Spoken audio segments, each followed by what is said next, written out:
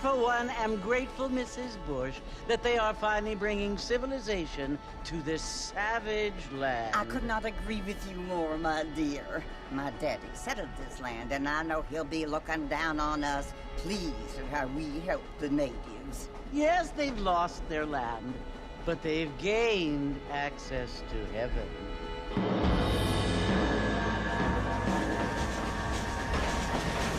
But Father, do you mean unless an innocent receives communion, they're destined to go to hell? It hardly seems fair. What I mean to say, Jenny, is that there is a great deal of difference between an innocent and a savage. I never thought of it that way. Yes, they lived like animals, but they're happier now.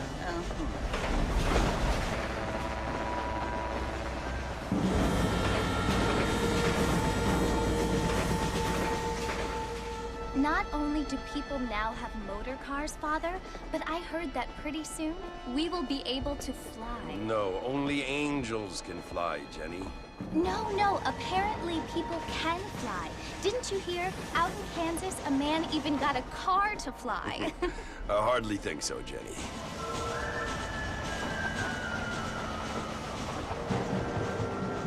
Apparently, Mr. Johns wants to run for governor, which is why he's so concerned with cleaning up the state. Nate Johns. Yes. His family is nothing but hillbilly trash that came here after the war. I don't want to be judgmental, but this state should not be ruled by such a disgusting family. A family without class. Apparently.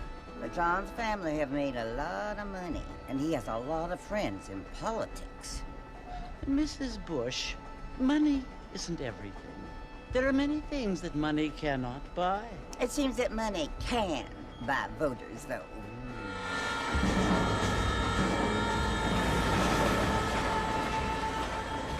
What you must remember, my dear, is that we have been brought here to spread the word. And the word and civilization, they are the same thing. They are the gifts. It is the opportunity we have, the chance to live among people who are decent and who do not kill each other, and who let you worship in peace. It's so confusing, Father. Sometimes I find it impossible to make the distinction between a loving act and a hateful one. I mean, they often seem to be the same thing. Yes, Jenny, it is confusing. But you only have to ask me if you need help. Indeed. Well, here we are, Mrs. Bush. Armadillo.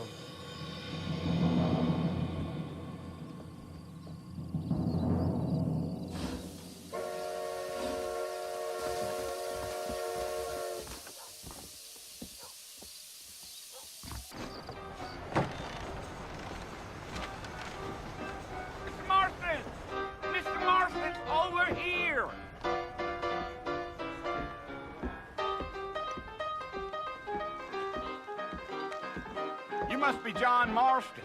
Sometimes. I'm Jake. Your friends from Blackwater hired me to guide you. They ain't my friends, but pleased to meet you, Jake.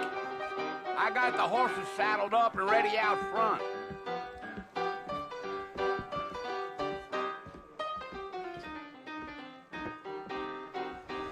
All righty, Mr. Marston, let's get. Come on. Take it slow on the way out of town. No need to kick up a lot of dust.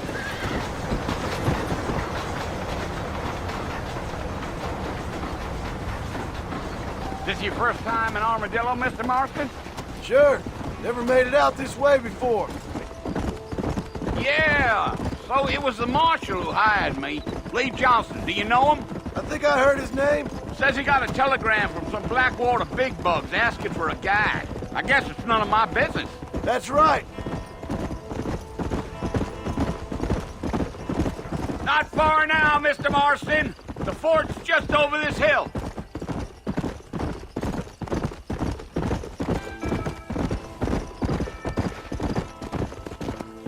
Listen, mister. This here's what's left of Fort Mercer. Some gang rode in and took the place over. So I understand. This is where we part ways, friend. You have yourself a good time.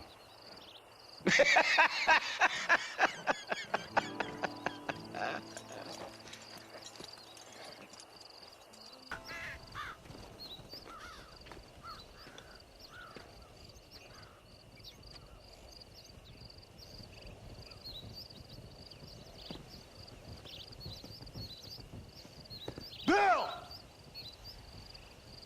Bill, I've come for you! Bill Williamson! Come out here right now! Go away now, John. Don't make me kill you. Nobody needs to kill anyone, Bill.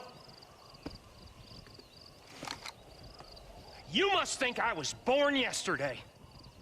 You always did think I was an idiot. That ain't fair, Bill. You were as my brother. I've come to try to save you. Oh. Do I look like I need saving? Bill, please. They want to kill us all. I can help you. Well, you never tried to save me before. You only seemed to save yourself. Bill, I implore you think about this. You implore me? You implore me. You always were one for fancy words. Oh. Well, things are different now, John. Now I'm in charge! No more Dutch! And no more you. Implores. I implores you to go back and tell them to send someone just a little bit more impressive next time. Well? Oh. Poor John.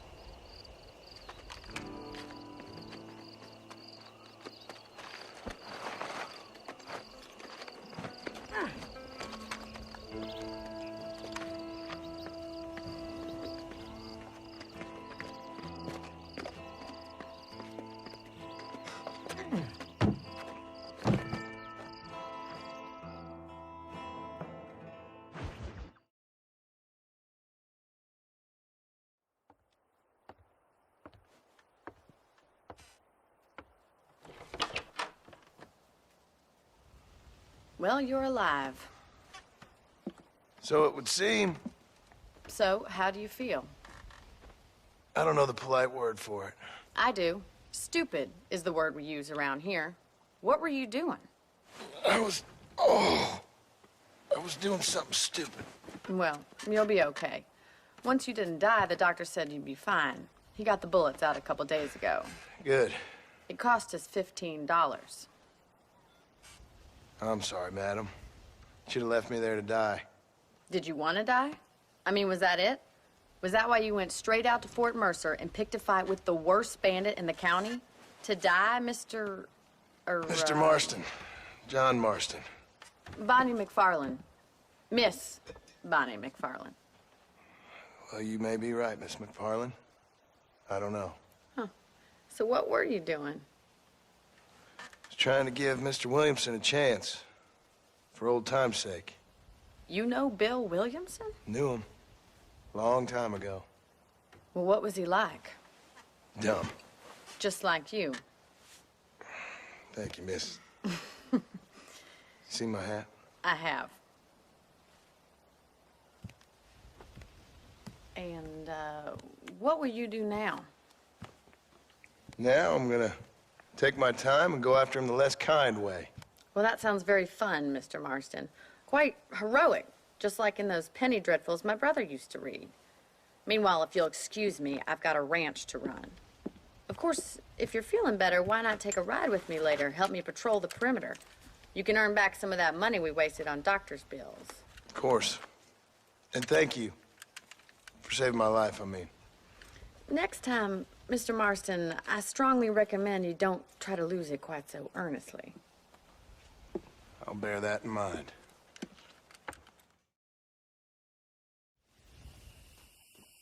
Howdy. Those bandits getting more bold. How about a cold drink, Mr. Marston? Thank you, ma'am. Getting shot, then riding a horse seems to take it out of you. I could use a rest. Sure. Come on in. I'll show you the house, and then you can sit for a while. Thank you.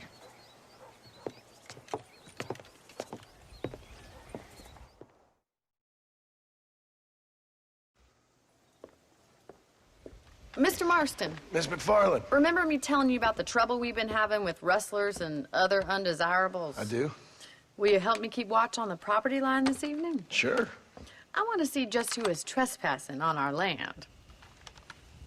This is a fine weapon. Come, let's head out. The country is really beautiful at around this time.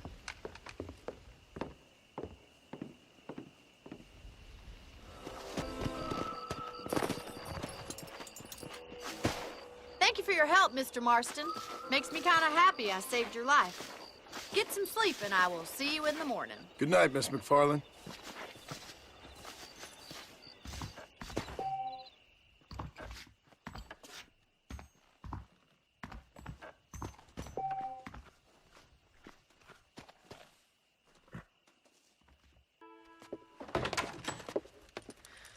Oh, Mr. Marston.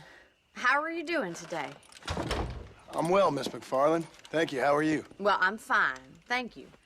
So, how are your ribs? Fine. A little sore, but apart from a couple extra scars, it'll be as nothing happened. Good. Come in, come in. You know, you never did tell me how you met that Bill Williamson or what you wanted from him. No, miss, I did not. Well, why not, if you don't mind me asking? I certainly don't mind you asking if you don't mind me not telling.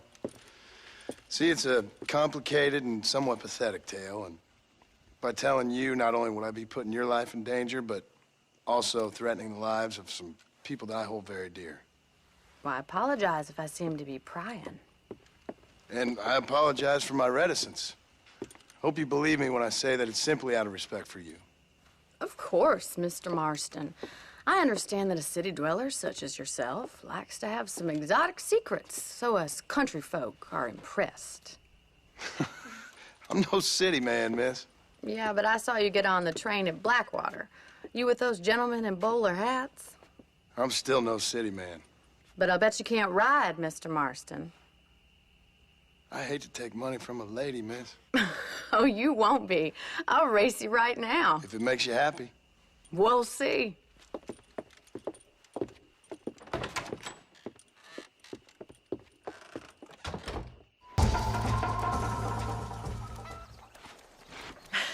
That was fun.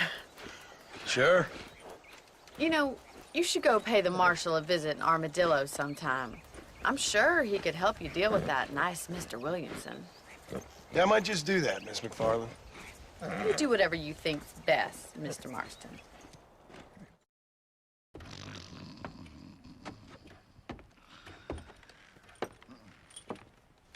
Excuse me. Hey, hey, you got a visitor.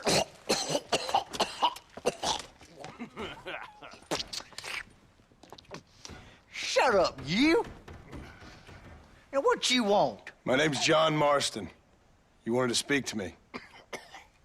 I did? Apparently so. Why? I guess because we're both in the business of the law.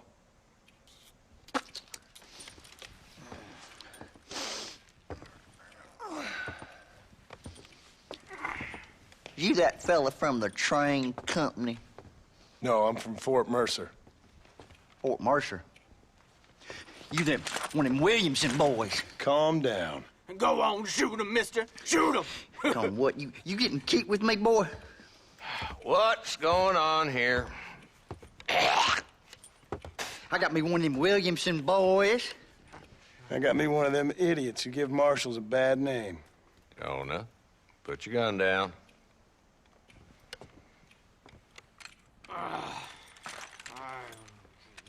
You must be the man from Blackwater. Yes, sir. Listen, that dog ain't too bright, but he seems loyal. Jonah, get out of here for a minute. Yes, sir, Mr. Johnson, sir. And you. Oh, I done seen enough of your hide around here, friend. I think there's some school children down the way you can go and frighten. Oh, hardy fucking har. Dickhead. What are you doing here, Mr. Marston? Apart from frightening my deputies. I'm here to capture or kill Bill Williamson. Okay. Can you help me? He's outside my jurisdiction. He's in the next county. Of course, Bill Williamson and his boys have tended to keep themselves away from my town. So you're happy to have him out there? Well, I ain't happy, but I also ain't suicidal. My job is to keep this town safe, not clean up all of these 3 counties. It's hard enough around here. You know, I hear you speak, and suddenly I'm reminded of how some of the people I respected most in my life had a problem with authority. What's wrong with you? Well, I'm sure you and your fine friends have enjoyed spending your time running around pursuing noble causes. My cause is to keep this town from turning into a living hell for the folks who live here. Whole world has problems, mister, and I'm here doing what I can. Why? What's happening? Right now, I got the railway, the people who pay my salary, trying to get me to turn a blind eye to them burning down settlements up there. I got a bunch of cattle rustlers out near Box Canyon needs shutting down. Not forgetting the gang that keeps murdering homesteaders out in the back country. And I got a bunch of hoods over in the saloon, drunk, threatening to shoot up the whole town. That's all I got today. But it's early yet. Give me a couple more days. There'll be more. All right, tell you what.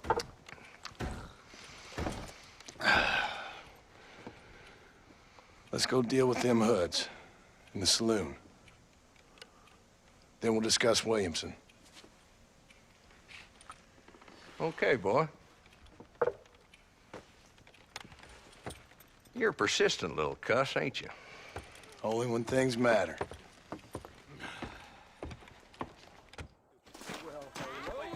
Let's head over to the saloon. So who are we looking for? A bunch of 2-bit hoodlums, led by this fella called Walton. Goddamn road agents who prey on the stages coming in and out of town. Drivers and armadillos spend more time with their hands in the air than on the reins these days. And you're happy to let them drink in your saloon? Happy? No. But the way I figure it, better they're carousing in there than out robbing decent folk.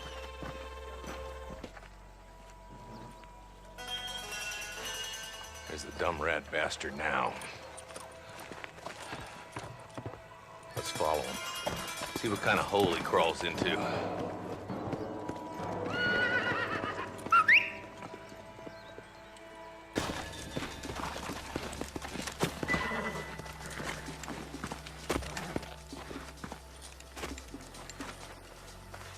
Looks like we got company, boys.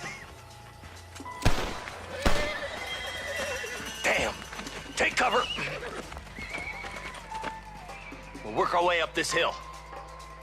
Nice you, boy. I'd have preferred him to swing, but I guess beggars can't be choosers. At least we got the son of a bitch.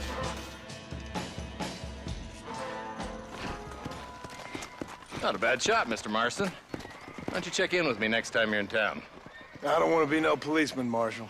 Nor did I, my friend. I can promise you that. I'll see you soon, Mr. Marston.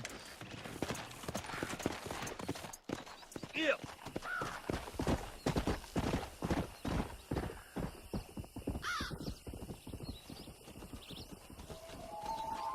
Mr. Marston, I've been hearing about your plans. Have you, Miss McFarland? Yes, from Lee Johnson, to settle here and build a life for yourself. I'm afraid those aren't my plans. See, I already have a life. Well, I had one, and I'm trying to reclaim it. Or maybe what you could say is I had two, and I'm trying to end one of them so the other can survive. You do so love to talk in riddles, Mr. Marston. Do you do that, I wonder, as a substitute for having anything interesting to say? Probably, Miss McFarland. Oh, call me Bonnie, you fool. Call me Bonnie. Miss McFarland, I'm married. I have a son. I had a daughter, but she died. Years before that, I rode in a gang. We robbed banks, trains, held people ransom. We killed people we didn't like. Bill Williamson was in that gang. Now, if I don't capture my former brother in arms, great harm will befall my family. Now, I don't suppose any of this is very interesting to you, but I hope it explains why I wasn't so eager to talk about it. No, I do understand. I had no idea. You poor man. Even in this new country, memories don't really fade. My father was an illiterate Scot born on a boat into New York. He never saw his homeland, but to hear him talk about it, you'd imagine he only ever ate haggis and wore a kilt. And he hated the English for what they had done to his great-grandparents that he'd never met.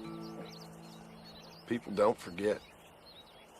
Nothing gets forgiven. That's true, especially when it comes to money.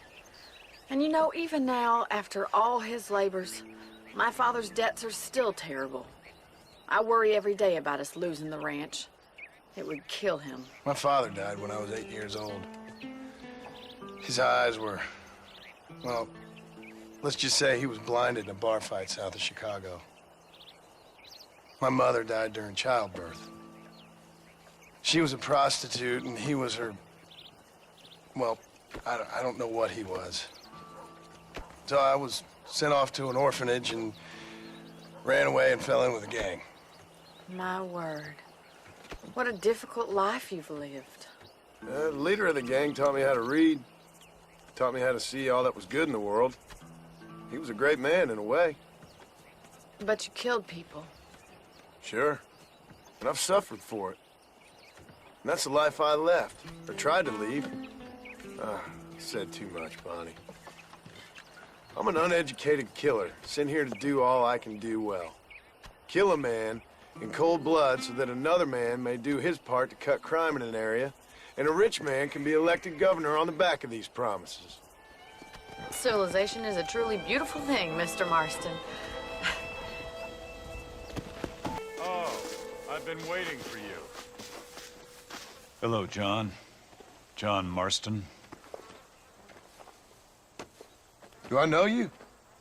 I hope so. I seem to know you. I'm pretty good at remembering faces. Are you? Do you remember Hattie McCourt's face? Who? She was a girl Dutch Vanderlyn shot in the head on that raid on the ferry a few years back. Same one you got shot on. Pretty girl, until her eye was hanging out by a thread of tendon and her brain was plastered over a wall. Not really. Then why would you remember me, friend? You've forgotten far more important people than me. What's your game, friend? I don't have a game, John. Listen, sometimes I just wish I'd known more about life. Wish I'd had better guidance. A friend of mine is drunk as a skunk in the saloon on Thieves' Landing. I think he's gonna be unfaithful to his dear wife. Why don't you head over there and see if you can advise him how best to proceed?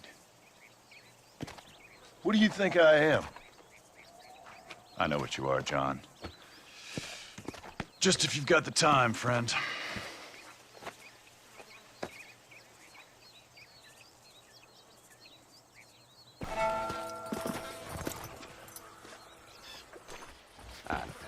No problem if I just meet Excuse me, mister. Yeah, what the hell do you want?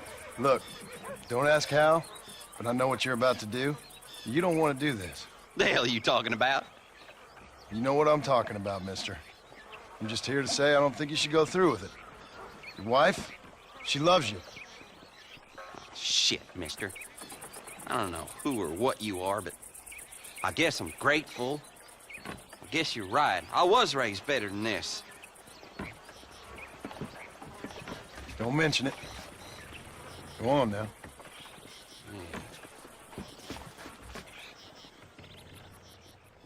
Hello? Hello? It's Armadillo 731.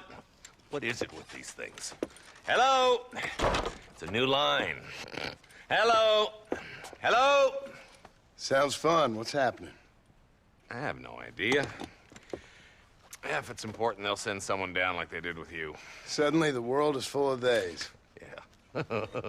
I remember when we first got here. We used to consider people from Dade County to be exotic. Now guys can get here from the Midwest, and they can do it in 6 days. Things have changed. They've gotten away from me. Hello? I don't understand it no more, boy. Honest to goodness. I'm not sure I do. Marshal! Marshal! Marshal! I'd just been up in the canyon, spying like you said. I think I seen me a couple of them rustlers. I think it was the Ballard twins and a couple of Mexicans. They up there right now? Well, it was a group of 4 men rounding up Mr. Gulch's livestock, and none of them looked like any of Gulch's hands, so yes, sir, right now. That sarcasm's most unbecoming, Eli. It's gonna hold you back in life, even worse than your lazy eye. All right, let's go. You ride with us again, Marston? Will you help me? I will try. It'd be my pleasure.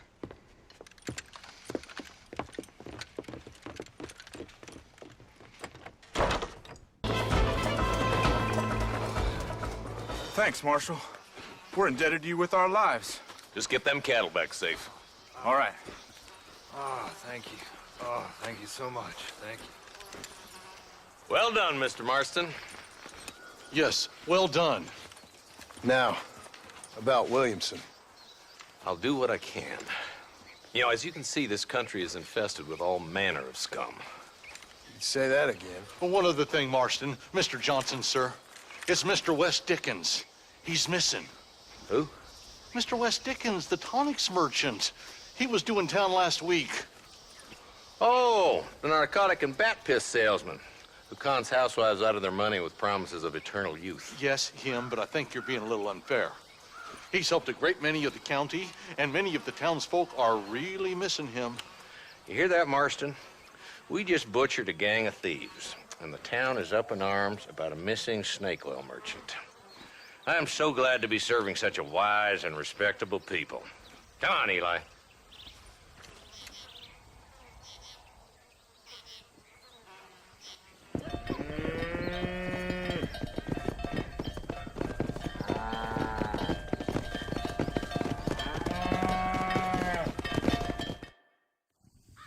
Excuse me.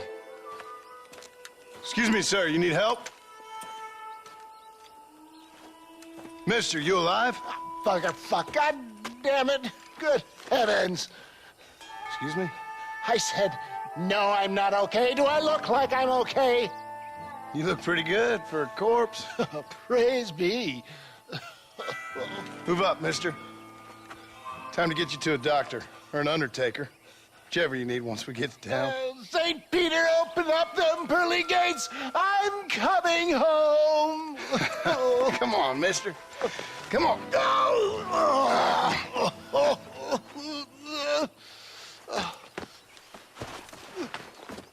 Hurry, sir. I'm bleeding like a badly butchered hog. You'll be fine.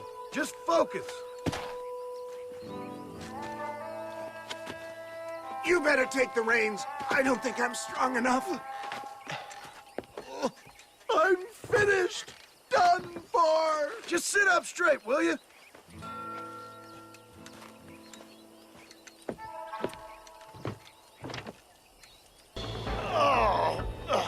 Where the devil are we? Armadillo. We made it safe, you'll be happy to know. Thank you, sir. Thank you. You're a gentleman and a true man of honor. Coming from you, I doubt that means much, but I appreciate the civility. I owe you, sir. And I always pay my debts. Jesus! But if I die, I'm sorry for it. If not, I'll be your man for... Let's get you fixed up first. Then we'll decide what you're my man for.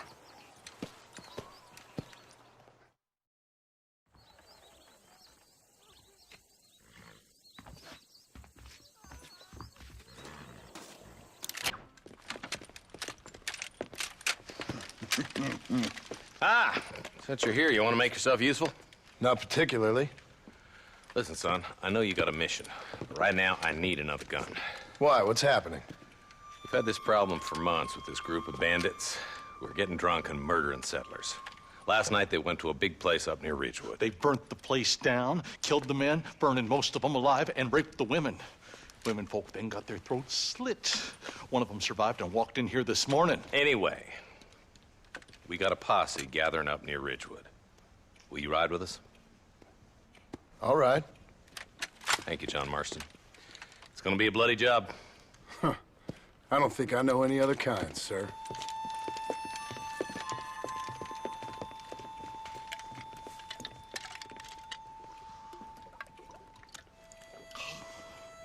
Hey, wait up!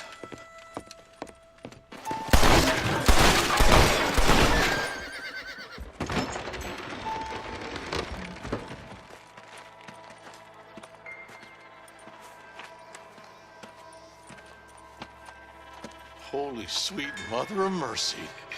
Please, please don't shoot me. Some bandits came by and took us hostage. They're holed up in the farmhouse. Some of my family is being kept hostage inside.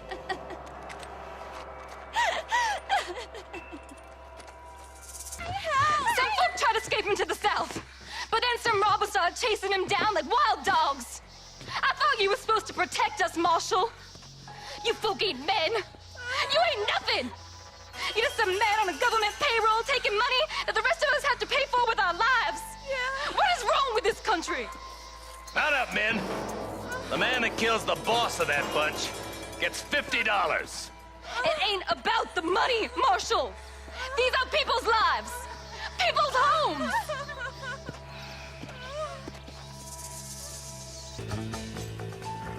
You just walk away now, John. I didn't kill you before, but I sure as shit will now. Get yourself down here, Bill.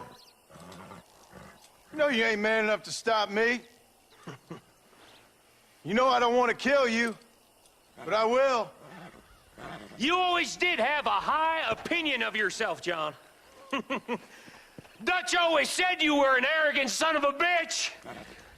I guess he was about right. Get him, boys! Everybody, take cover! In that shed!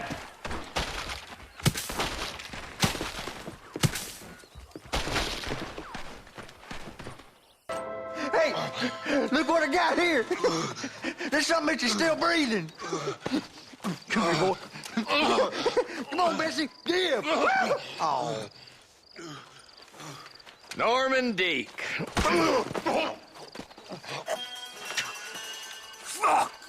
Nice to see you again, buddy. Thanks for your help, John. Norman here is going to help us get to Bill. Ain't you, Norman? Thank you, Mr. Dick. Mighty kind. Fuck you! Hog time. Let's get him to jail. And I can tell you with no uncertainty that miracle cures are no laughing matter. I bid you good day, sir. Oh, Mr. Marston, good to see you. How have you been keeping? I'm well, Mr. Mr. West Dickens. Nigel West Dickens of Eastcheap, London, New Waverly, New York, and Armadillo, New Austin. At your service. At my service. At everyone's service. At the service of science, of knowledge, of life. How are your wounds? Much, much better. But then they would be. Would be? I know a cure for all ailments, Mr. Marston. Ah, I'm sure you do. And I'm sure for just $2 an ounce, I could live forever. Oh, but for you, sir, I'd do a bulk discount rate of $1.95 an ounce, as long as you buy 100 ounces or more. That's a lot of immortality. Give it up, old man. That's Mr. West Dickens to you, boy. Give it up, old man. Listen, Marston, I'm broke, but this stuff is good. It works. I need a healthy young man like you. Come along, let's ride over to my newest customer at Ridgewood, and I'll explain while we go. Okay.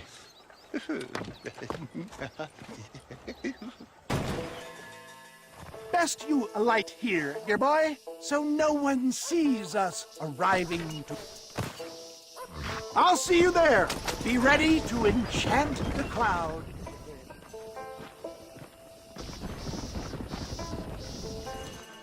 Friends, hard-working souls of Cholla Springs, gather round, gather round. Do you suffer from rheumatism, lumbago, acute chronic sciatic, neurologic, or inflammatory pain? Well, I represent the only company that makes the genuine article that cures headaches, neuralgia, earache, toothaches, backache, swelling, sprains, sore chests, swelling of the throats, contracted cords and muscles, anxieties and ravaged nerves, stiff joints, wrenches, dislocations, cuts and bruises, and it adds vitality and vigor to the healthy man. But can you prove it, old man? Oh, I'm sure there's some customer here who could prove the qualities of it by taking a drink right now. You, sir, come up here. Step right up. That's the spirit. Ladies and gentlemen, pay close attention. This poor, wretched volunteer, entirely unknown to me, will demonstrate the effects of Dr. West Dickens' own patent tonic. Be you a cowpoke or athlete, this miraculous elixir developed with the wisdom of the East keeps the muscles supple and relaxes the cords. It loosens the joints and gives a feeling of youth and vigor to the whole system. Not possible, I hear you say. Well, doubt no longer. Faith can move mountains, but I ask not for faith. I am a man of science, and today science will be vindicated. Your eyesight is greatly improved. Is that not so, friend? If you say so. That's right, it is. You heard him. What a good sport you are, sir. Now, gaze over yonder at that porch. If you squint, you may just be able to make out the skull that's hanging there. Go ahead, friend. Shoot that skull and demonstrate the miraculous eyesight you now possess. Remarkable! The eyesight of an eagle, granted by imbibing Dr. West Dickens' own patent tonic. Anybody can make that shot. This man is a fraud. If your eye's so damn sharp, why don't you try shooting my hat out of the air? My friends, our test case has been challenged to shoot a gentleman's hat out of the sky above our heads. You can fool these people, but you ain't fooling me. Right. Let's just see how sharp you is with a moving target. You're more crooked than us. Have you ever seen such an eye? Behold the power of the elixir, plucked out of the sky. Hey! Hey! What? You think you can put a hole in a man's hat and just walk away, do you? Hey, it don't work like that around here, mister. Come on! Are you a man or not? A challenge of battle has been offered to our volunteer.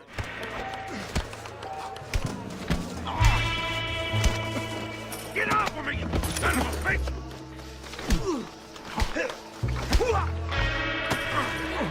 There it is, skeptics and dissenters, irrefutable proof.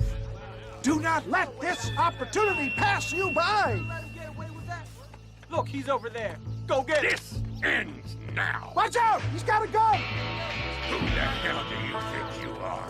You ain't leaving here alive. Marvelous shot, dear boy. The kind of deadly accuracy that can only be afforded by the West Dickens elixir. Come, I have plenty for all. You'll be fine. Get out of my way. Hey, where are you going? I want a bottle. Get me a bottle, please. One of them right here. No harm in trying one bottle, I suppose. Well, I think that went kind of well, don't you?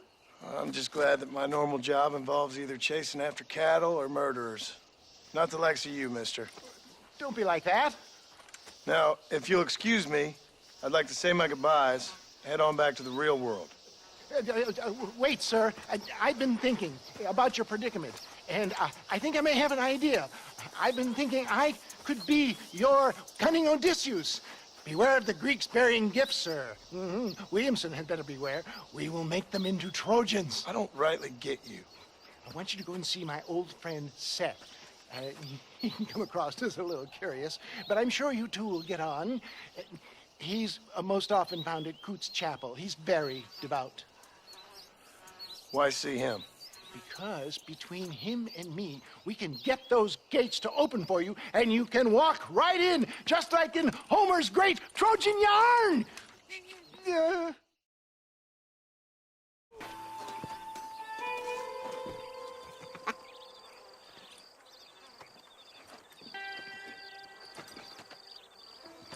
Excuse me, are you Seth? Who are you? I'm a friend of Mr. West Dickens. My name's Marston. John Marston. Goodbye, John Marston. It's been a great pleasure.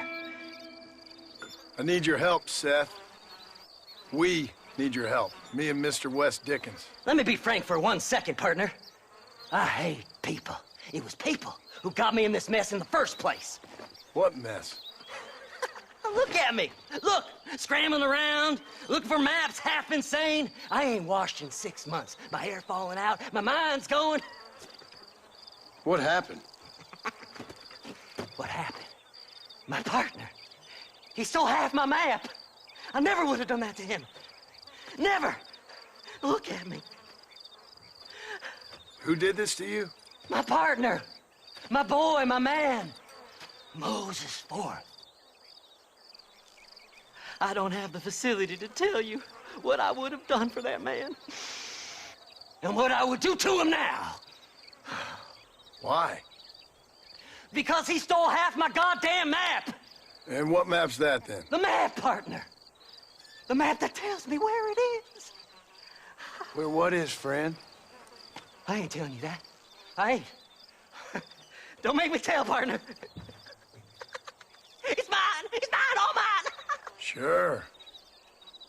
And where's this Moses now?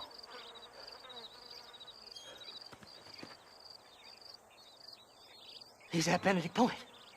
The law got him for exhuming. Some people, they feel differently. Not Moses. Him and me are the same. The self-same. Well, come on, Seth. Let's go see Moses, get you your map back. Then maybe you'll help me.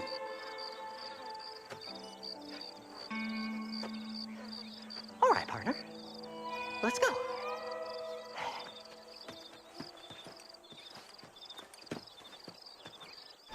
All right, this is it.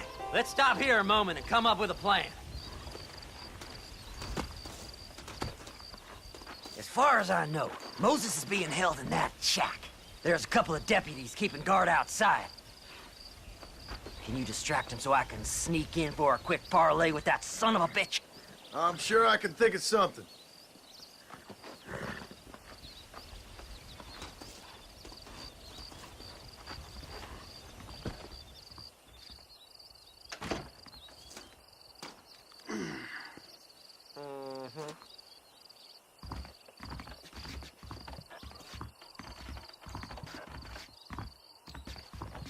Lead them away from the shack and out of sight. Somewhere out past that hill.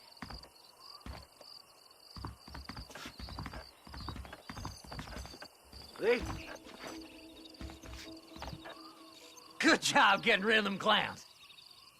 Now keep an eye out in case they come back. Moses? Oh, Moses! You got a visitor! Oh, my God, Seth. They arrested me. It weren't my fault. Ah! Get the hell away from me! Get that slippery bastard! I need him alive, though! Damn law! Why are you doing this? You must be stupid trusting that crazy bastard. Moses, you son of a bitch! Where's my damn map? Damn you, Seth! Damn you, Seth! You've always been a twisty little freak. I ain't telling you shit. Ah! Then I'm gonna cut you up piece by piece. Till you find your tongue. Friend, this man's gone crazy in the sun. I suggest you take my advice and start talking. Shut up, Marston! I want to cut into a bona fide man's flesh. Ain't never cut into a live one before. Oddfellows Rest. It's in Oddfellows Rest. Get away from me once and for all. Well, ain't that a damn shame?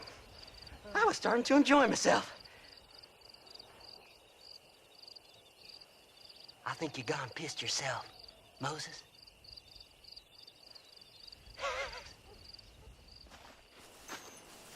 So, mister, thanks for your help. When you're done with that, get over to Fort Mercer. I need you inside that place. No problem, mister.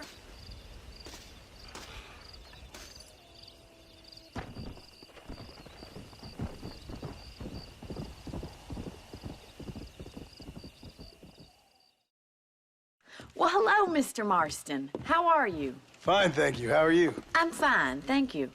Did you meet my father? John Marston, this is my father, Drew McFarland. Pleasure to meet you, Mr. Marston. Please. So, my daughter informs me that you're here on some secret mission to remove some undesirables from the county. Something like that. I'm grateful for the hospitality, sir. Well, you know, we've lived here for 30 years now. Came here from the east. The land had never been settled. For 10 years, we fought the Indians. Tough men. Then we had outlaws, and we had drought, and we had smallpox, terrible winters, cholera. I buried more of my children than I raised. Sorry to hear that, sir. I've seen strong men wither and die under that unforgiving sun. That whole herds of cattle take sick and die. But I've never once doubted my life here. No, sir. When I hear about this so-called federal government sending out agents to covertly murder and control people, then I start to worry. I mean, yeah, all right, Williamson is a menace, and men like him are the plague. But isn't a government agent a worse menace? And all that symbolizes, I mean. You may be right, sir. Well, you're a brave man. You're always gonna be welcome here. But you tell your friends out east that we don't want to live like that out here. Sneaking around and spying and secret missions. Right? It's preposterous. Trust me, sir. I agree with you. Good. Good. Well, we won't insult you any further. Come on, Bonnie, we got things to do.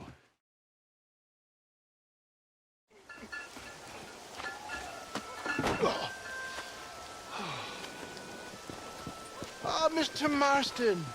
How are you, sir? I'm all right.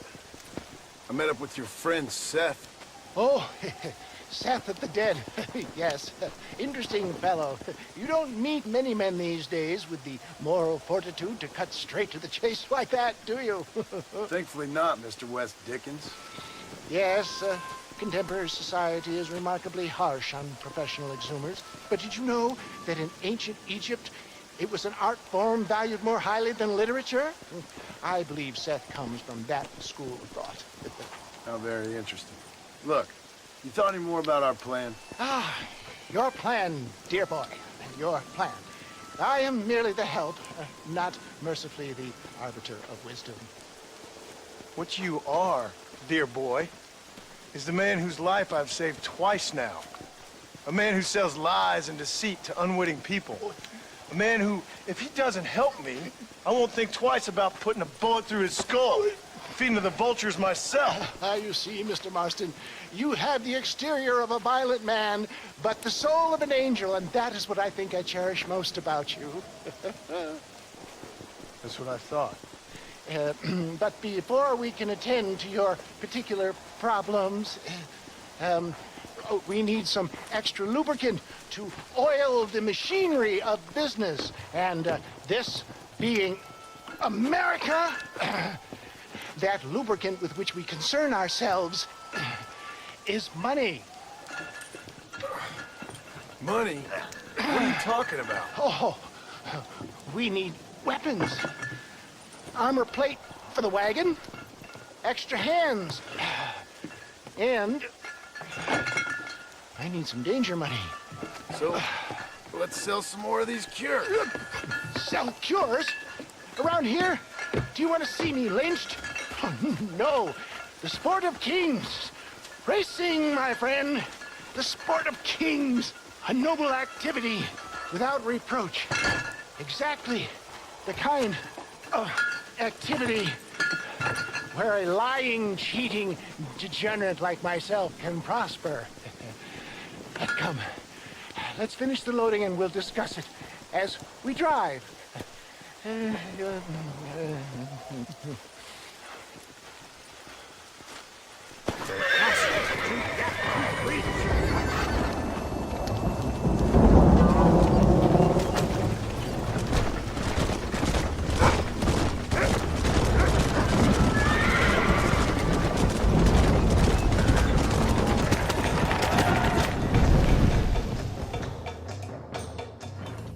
Well done, sir. Well done. Having you as a ringer has netted us a fine profit. We seem to be wasting time, old man. Oh, patience, my friend. The Trojan horse cannot run before it can walk, if you'll forgive the metaphor. Next, we need to procure some grand and overwhelming firepower. And for that, you need to contact an old friend of mine. Goes by the name of Irish. Irish? Yes, he's an interesting kind of fellow. He usually can be found in Armadillo or some other town around here on some bacchanalian revel or such. Great. An alcoholic arms dealer. What could be better?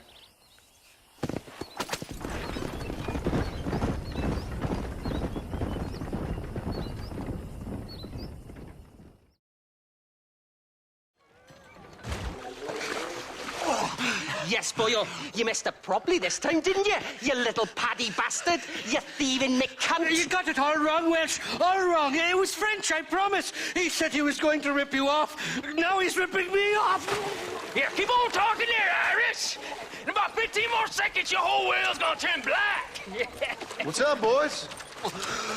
Fuck off, boyo. This don't concern you. When a man with a sing-song voice tells me to fuck off, it always concerns me, boyo. Look here, this patty bastard stole our gun. Tried to steal our horses. Law's clear on the matter. I never stole nothing, sir. Never did. Not in all my life. That French cunt is playing with the Welshman's tiny and ineffective mind. Hush your mouth. Anyway, you all got horses now. No one needs to die. Leave them be. Who do you think you are, boyo? The bloody cavalry? Your voice is really starting to get on my nerves, boyo. And you're getting on my nerves. Yeah.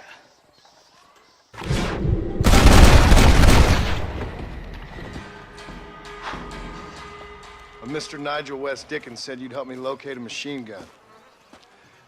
And since I just saved your life... I can't thank you enough for taking care of those two degenerates.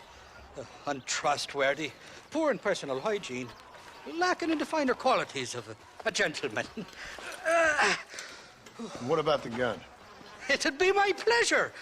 She's magnificent, government issue. It'll be a bit of a ride, but we'll get there soon enough. Follow me, fella.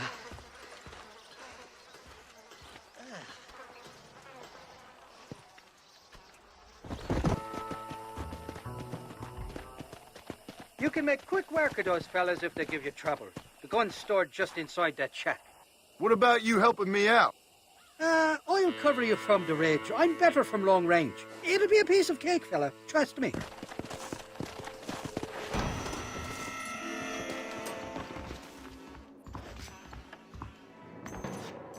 It's not here. That lying sack of shit!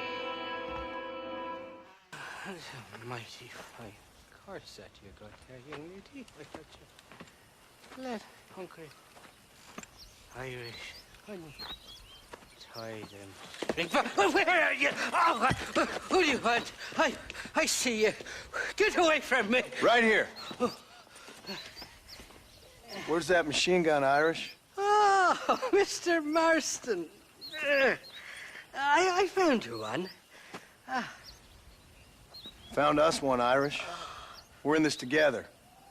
You, me, and an assault on Fort Mercer. I'm the guy that saved you from getting killed back there, and who you owe your life to, remember? Not really. Happens to me all the time. You don't want it to happen to you again, do you, Irish? No, friend. I wants to buy you a drink.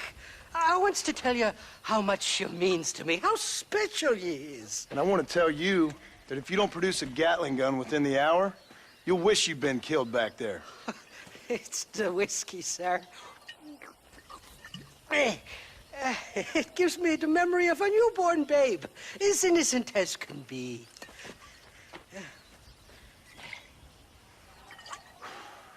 And it makes me violently angry. Shall we go look for that gun, sir? Yes. Let's do that.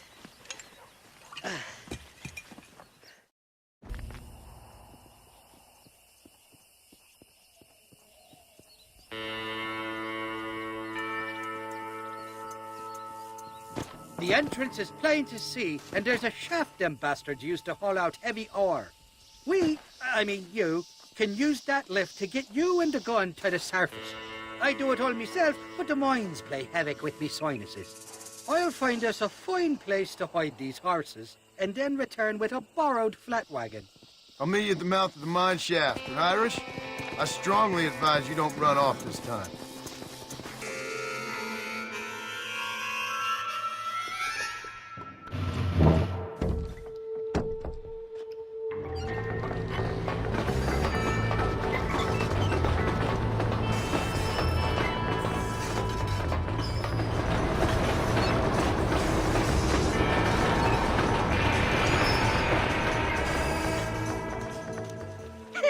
I thought I'd be looking at your corpse being hauled up this lift. Load up and I'll engage the gears.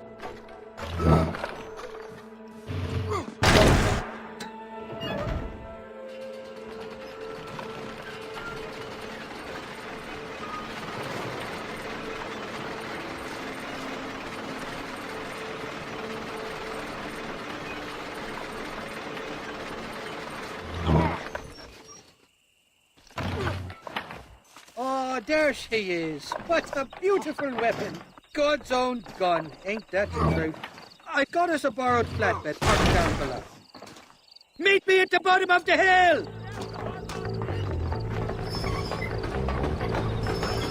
Let's go. Shoot. Just walk away!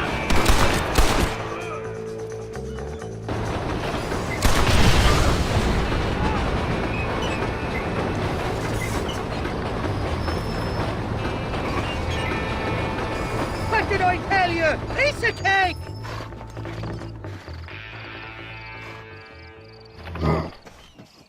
Let's go! A short wee ride now, and we'll have this executive peacemaker delivered to Old West Dickens.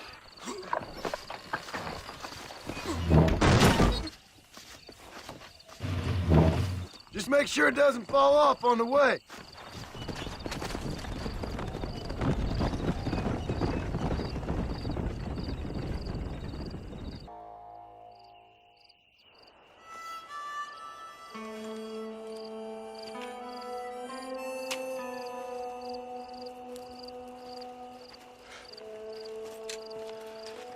John? Marshal? Gentlemen!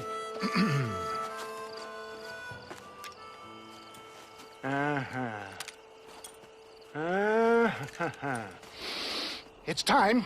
We must go. Why? What's happening? Seth has managed to get himself inside.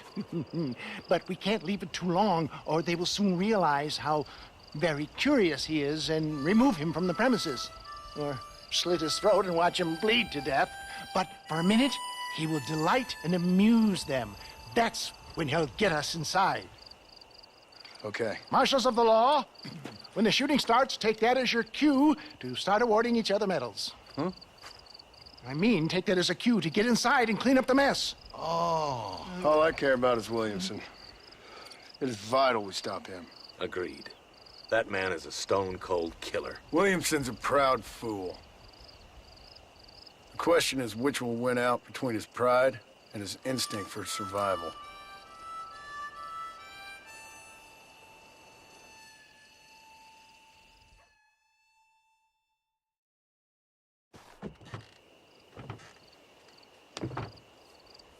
Ensconce yourself in the back of my wagon, John, so that we can make our grand entrance.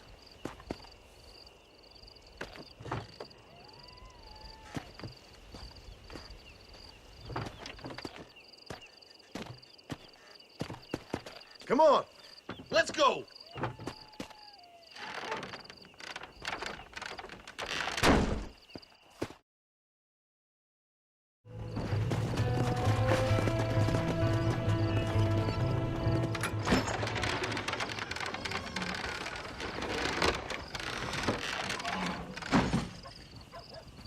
Hey there! Come on in! Come on in! Welcome to my humble abode! Come on! Yeah! Greetings, my good men. What would you say if I said immortality was at hand? What would you say if I told you I could teach you to fly? What would you say if I told you I could turn a man into a beautiful woman? Impossible, yes, once, but no more. Gentlemen, I bring you wisdom from the East. I have here in this wagon some of the finest goods, the best medicines, and the newest inventions available for you and your families. Exotic trinkets from the far reaches of the earth, elixirs that give vigor and strength. And for you men of physical skill and athletic physique, this miraculous elixir can keep the muscles supple and relax the cords. It loosens the joints and gives a feeling of vigor and freshness to the whole system. Why, some men have reported to me that after drinking it for 1 month, they can chew through steel. What the hell? It's a trap!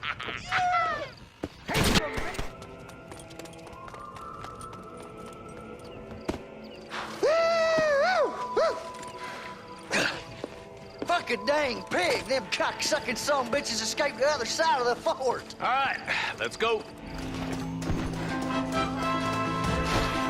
I think my work here is done. Godspeed, gentlemen. I bid you.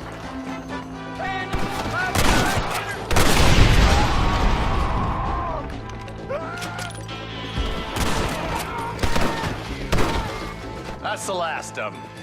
We still can't find Williamson anywhere. Hey, it's the snake oil guy! Gentlemen, let me in, for goodness sake. That fool must be hiding. Men, it is time to start tearing this place apart and find out where he's cowering! A sense of urgency here, please. Open the gate! It's the snake oil guy! Get the goddamn gate open and lock it behind him! Oh, we've got company, gentlemen. These scoundrels have got reinforcements riding this way. Oh, my good Lord above! There must be 100 of them!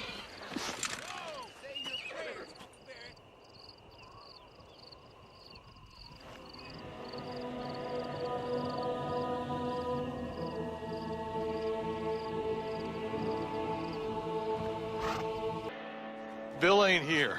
We looked everywhere. Hold on! Oh, darn, I missed it. Mr. Marston, we got a live one. He says, Bill's already run off to Mexico yesterday morning. You'll never get him. Javier Escuela. He's gone to see Javier Escuela. That should make things interesting. Where in Mexico? How should I know? Oh! Where in Mexico, you little shit? Someplace near Chuparosa, I think he said. That's bandit country. Chupa-feckin' Rosa? Oh, I'll take you there, John. I'm real popular down there. You just meet me at the ferry. I've got lots of friends down south. I'll see you at the ferry, Irish. I'll just get me things. I'm sorry about this, John. I guess you'll be heading to Mexico? So it would seem. How is it down there? Wonderful.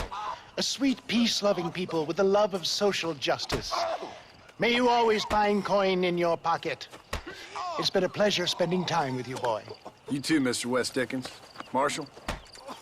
All right, boys. That's enough.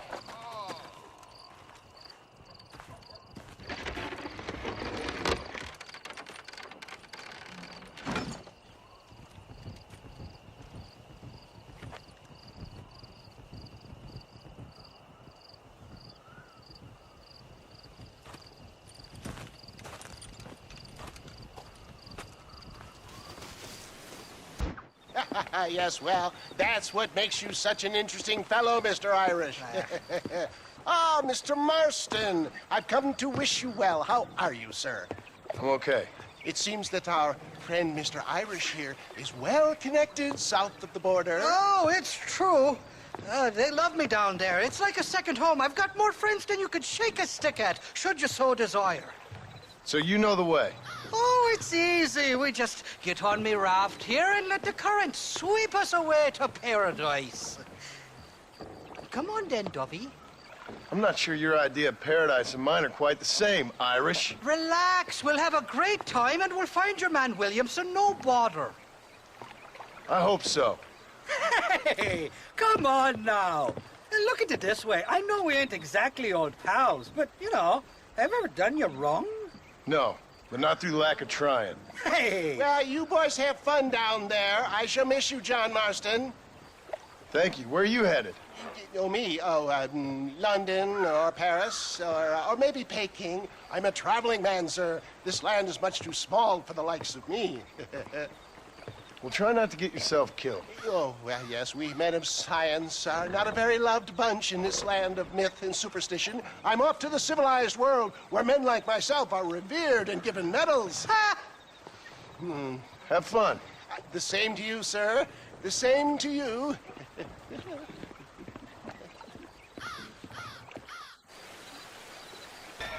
Oh, these horses look fresher. And healthy. Before you degrade these poor fools any further, tell me where I'm headed. Of course, of course. Let me think. You do know people down here, aside from your friends who welcomed us on the way. Yes, I think so. I was real drunk last time I was here, John. You know how it is. I met an American guy, saw him shoot a man, drank with him in the village of Chuparosa. Funny guy. Or was that Canada? No, that was Canada. Guy here, not funny, but he's real nice. Failing that, you could try the provincial governor, Colonel something or other, some Spanish name. He's based out of Escalera. Played three-chord stud with him. Or was it four-chord Monty? I forget. He was a real nice chap. Or maybe he was a real bastard. I was real drunk last time, John. Well, thanks a lot for your help. Oh, let me guess. You gotta be on your way. The famed hospitality isn't what it once was, and I've never been known to overstay me welcome. So off I go to greener pastures. Good luck, John. You're an angry and a feck ugly man, but not a bad one.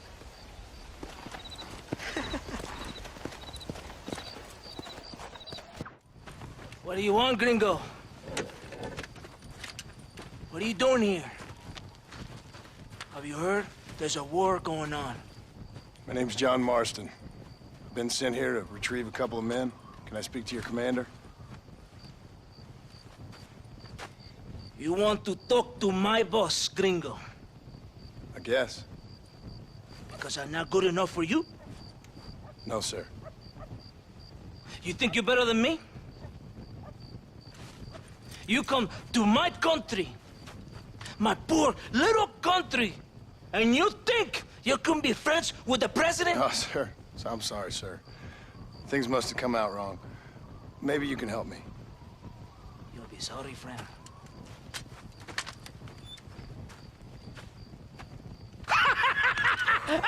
Relax! Relax! How you... Sure. Somewhere between a threatening stare and the soldier's armed to the teeth? Yeah. Yeah, you had me. Welcome to Mexico, amigo! Let's come meet, drink, and then we'll talk. My name is Capitan Vicente de Santa. John Marston. My country is in pain, John Marston. Terrible pain. The rebels have seized the people by the throat and destroy a way of life. I'm no politician, sir. And I am no soldier, Tequila. But we are both beholding to our time. A brave man, perhaps you've heard of him. Coronel Allende. He's trying to preserve the order in our province. To keep our civilization alive. It is tough. The people are confused and usually swayed. Sometimes in the service of what is right, you gotta do terrible things. It breaks my heart. I also am no moralist, sir. I wish I enjoy your freedoms, Mr. Marston. I'm trying to find a man, an American, an outlaw named Bill Williamson. I believe he came here to seek protection from another outlaw named Javier Escuela. You're no moralist, but you hunt outlaws? So it would seem. You heard anything of these men? I am the government, or what is left of it. Outlaws seek each other. They're possibly hiding with thieves and killers who pose as freedom fighters in the hills around here. They're united under one traitor named Abraham Reyes. Where could I find this Reyes? If I knew, I would be there, hunting him with everything that is true within me. Reyes finds you. Like cholera. Something like that. But it's possible, though. My men are trying to lure him into a trap. Possibly, you could ride with us. And if everything goes okay, I'm sure the Coronel will help you. Okay.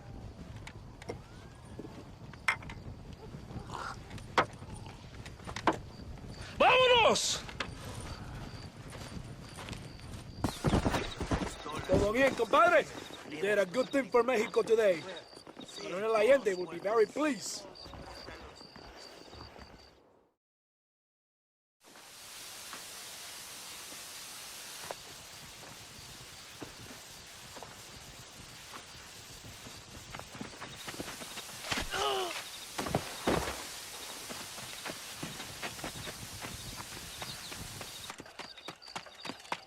¡Los rebeldes están robando el tren! ¡Levántese, perezosos, que sepa que le estoy pagando! Marston, you're gonna have to do something. What? You have to go out there and stop the train before it crosses the bridge. Yeah. ¡Todavía levántese! ¡Usted también! Y allá atrás, muévase. ¿Qué le pasa a usted? ¡Ay, Dios mío, levántese! ¡Ya mismo!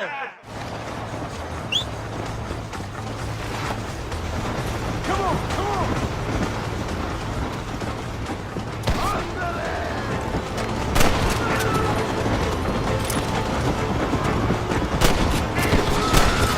That was close!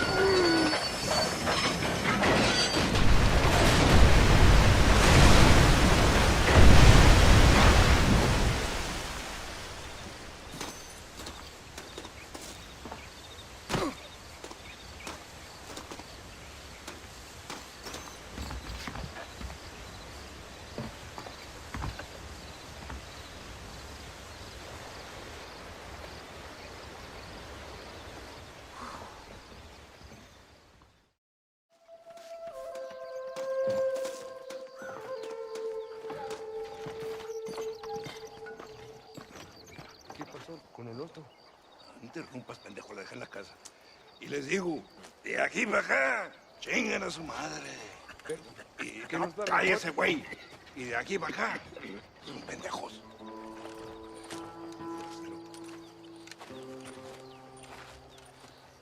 ¡Hey, gringo! ¿Hablas español? No, sir. Pardon, pero yo habla un solo poquito español. Poquito. ¿Habla English? Oh, sí, gringo. Hablo mucho inglés. Sí. Hablo filthy fucking bean eater. Hablo slippery little Mexican. Hablo little piece of shit. Shit. ¿Comprende, amigo? ¿Comprende? Hey, what are you doing here, gringo? I don't remember inviting you to my country. I don't think you did, amigo. I mean you no harm. You mean us no harm? This is funny. What harm could you do to us exactly? Nothing, amigo. Now, I appreciate the welcome committee, but I'd hate to spoil a beautiful afternoon on such beautiful land with any further unpleasantries. Now, if you'll excuse me. Hold it, gringo. I think you're forgetting something. A little taxation. I have a large family. Very big.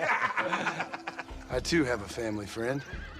So that we may see our families again, I suggest we part ways amicably.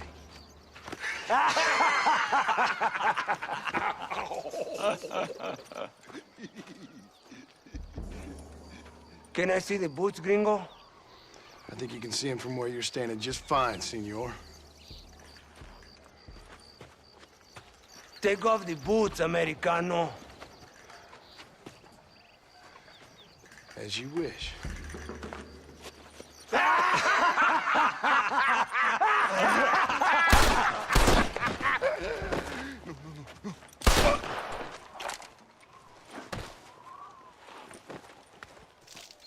Oh, very good. Very good indeed, sir. What a great way to improve border relations. An illiterate farmer crossing the river, coming into their civilization and butchering the local peasants? Thank you very much, sir. Don't mention it, old man. You kill peasants, you become a peasant. I never aspired to be anything more. A socialist, huh? No wonder you left America. I'm many things. Most of them bad. But a man of political principles? No. Well, then I fear Mexico may not be for you, sir. Don't you worry about me. Oh, but I do worry. An angry man a long way from home, a man who handles a gun as sloppy as you. I can handle a gun okay, partner. Yeah, as long as you're killing quail or peasants. But if you have to face another man, you don't stand a chance. And you do? Can show you a few tricks. Come with me. Hold on. What's your name? That doesn't matter anymore. And you? I never had a name, mister. I was raised in an orphanage. A real American, huh? Wonderful. Just wonderful.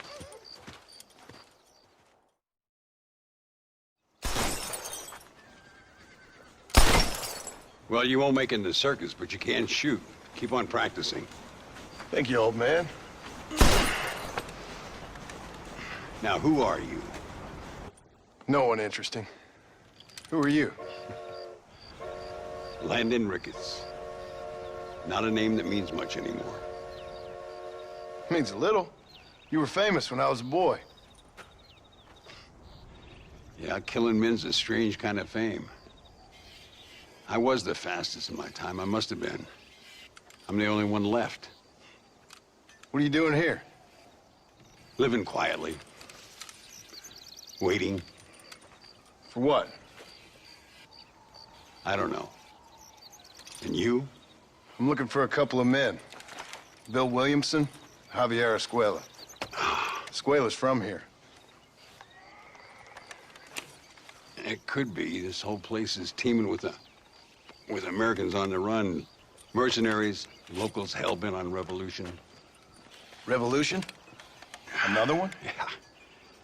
Never really ends. This whole place has been a hotbed for revolution since before the Spanish left. Now there's another local guy running around promising the peasants their freedom. Just like the last 2 or 3. Local government, foul bunch. Colonel Allende, he runs this place like a feudal king. He's an awful individual. Is that so? Yeah. Until someone puts a bullet in his head. Come on, let's get back to it. You gotta keep that back straight. Otherwise it makes the gun jump. Senor Ricketts, por favor, senor. Our bank wagon's under attack just outside of town. We need your help again. Whoa, slow down, Ramon. We'll take care of it. Thank you, senor. Again, you are the savior of this town. Well, my friend, are you ready to take a less theoretical exam? Sure. I don't think I ever rode with no savior before.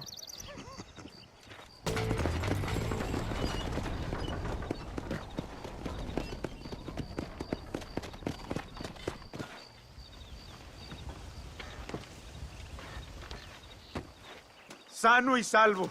Nunca podré agradecer lo suficiente. Buy me a whiskey later, and we'll call things about even.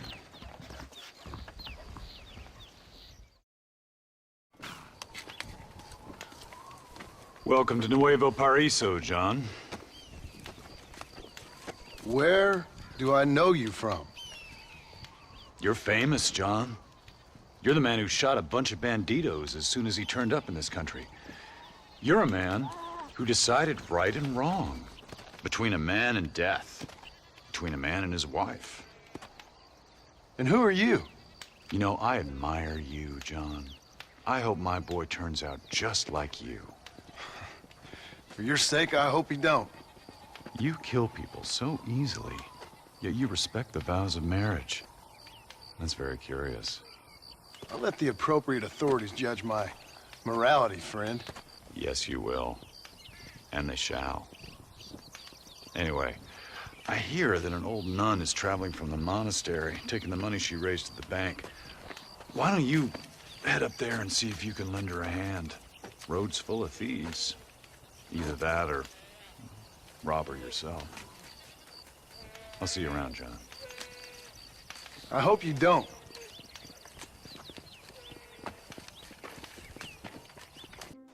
Alms for the poor! Oh, sir. Could you find it in your heart to donate some money for the poor? Perhaps cast a little sunlight into their lives? Well, maybe, but ain't it the Lord's responsibility to look over his flock? Not mine? Yes, but the Lord has brought you to me so you could help me. They're at their wits' end, and their faith has been cast aside. All it would take is a few dollars to get them started on the right path so they could see there are those who care. A few dollars to completely restore someone's faith? I never knew life is so simple. There you are, sister. Yes. Life is much simpler than we make it. Gracias, señor. And God bless you. Muy interesante. Gracias, amigos. Mr. Marston, how the devil are you? I'm fine. How are you, Mr. Ricketts? I'm good. I'm glad you're here because these men were just telling me about Mr. Escuela. Javier Escuela? Emilio, let me ask you something.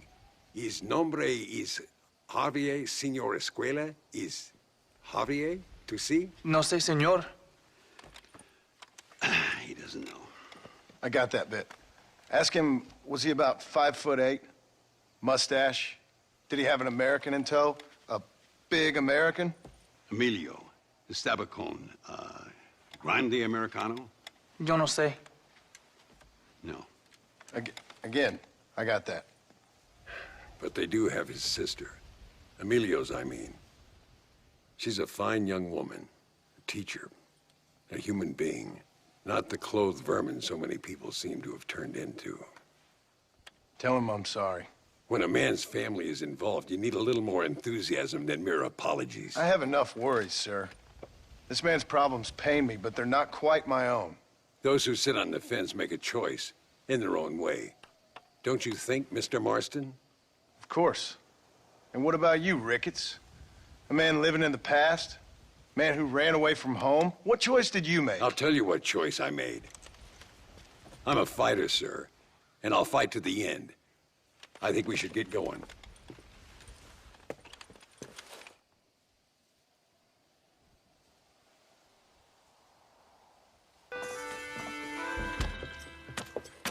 Carlos.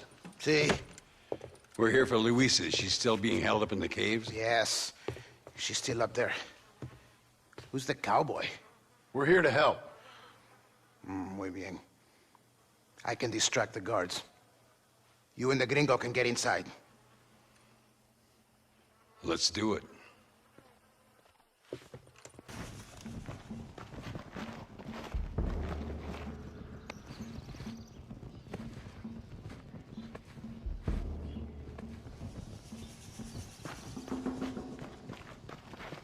Stand back, damn it!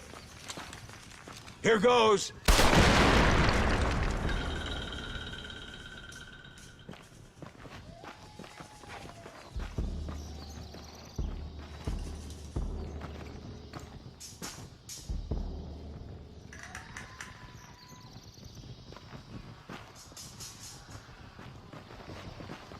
Come on, boy! Poor girl's barely alive. Thank you for saving me. You're good men. Friends of the people of this land. Was someone named Harvey Escuela one of the men holding you? No, I don't know. I don't think so. But I remember that name from prison. Bad people spoke of him. I told you, John, he's still in Mexico. Okay, then. I guess we'll keep looking. Yeah.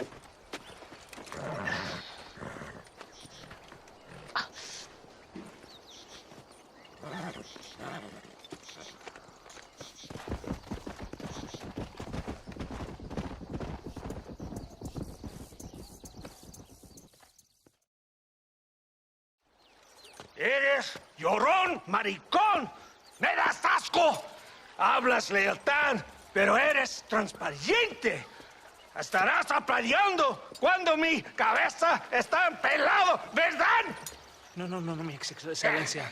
Mis hombres y yo estamos trabajando noche y día por su honor. ¿Honor? ¿Qué eres, un muchacho? Jovencito sin vergüenza. ¿Qué diablo es este cabrón? That's the man who helped us defeat Reyes. The man I spoke to you of. A friend of Mexico. Hello, sir. Hola, gringo. So you are the bounty hunter, huh? Have you found your prey yet? No, sir. Perhaps you come to hunt me, huh? Your country loves to make trouble in mine. Perhaps, but it isn't so. Perhaps I should tie you to a horse and let it drag you around town. Or let the dogs fight you, huh? Then see what you say. I'd say the same thing. I'm here to bring two men to justice. Nothing more. Your politics or ideas of entertainment are not my concern. Yeah, I suppose not. Pero son tuyos. Sinceramente, espero que me encontraste alguna compañía más interesante que esa bruja que me traíste anoche. Let me ask you this, sir. Do you know anything of the men I'm looking for? Escuela is from this province. His father was a borracho, a drunk who worked as a laborer on land cultivated by my uncle. Men like that are natural allies for Reyes. My people have lived and worked here for 100 years. We brought civilization. And these people, these fucking monkeys, despise us. We brought them God! And they turned their back on him. Now I fight to help them from themselves, to save them from themselves. I see in their faces that they would kill me if they could. Is she only a tyrant? That is the way it is. These people need a ruler. Well, sorry to hear that. Sorry? Why be sorry? It is a way of mankind. A fight between two forces. Que será, será. What will be, will be. But I know one thing, Senor Marston.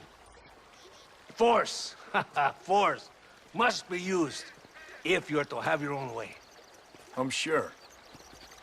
Now, perhaps you can do me a favor while I find these men for you. After we find the men, then I'll help in any way I can. You are in no position to negotiate. Now, por favor, a bunch of these idiots men are fighting at Tesoro Azul. Now, you head there and you lend your support.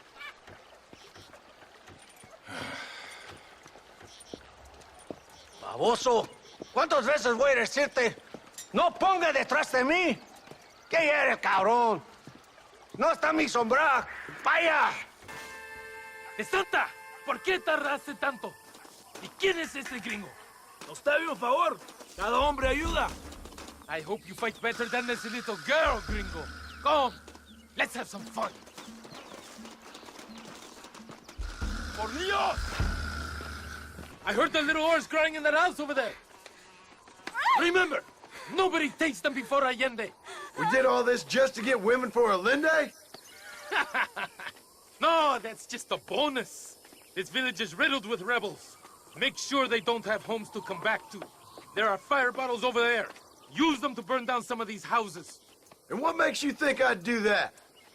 You want to find Javier Escuela, don't you? John, you're helping Mexico. ¡Vámonos, muchachos! ¡Buen trabajo!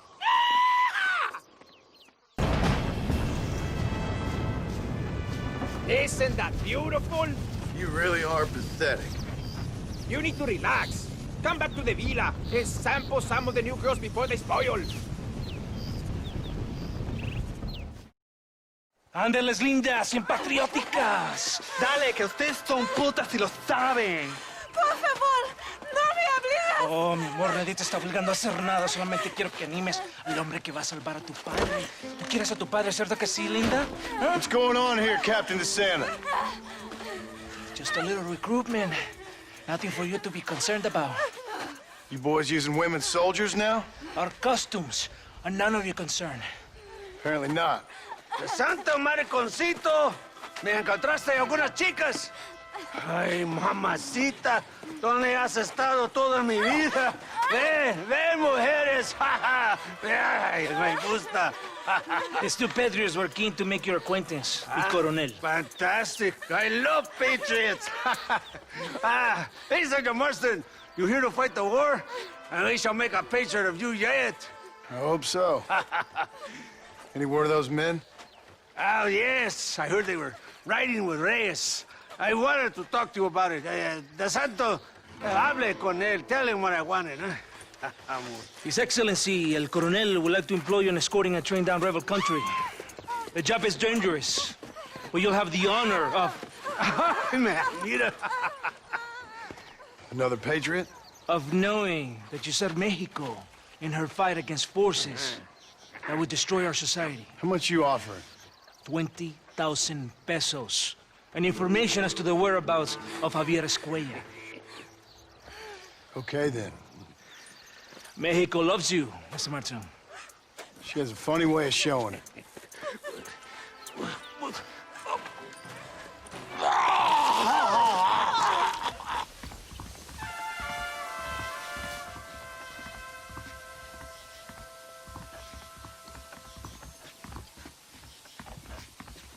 I do not think we have seen the last of the rebels. You recruits can't win a fight like this. I need you to man the Gatling gun. I ain't the soldier here, Captain. Do not question me, gringo. Just do as I say.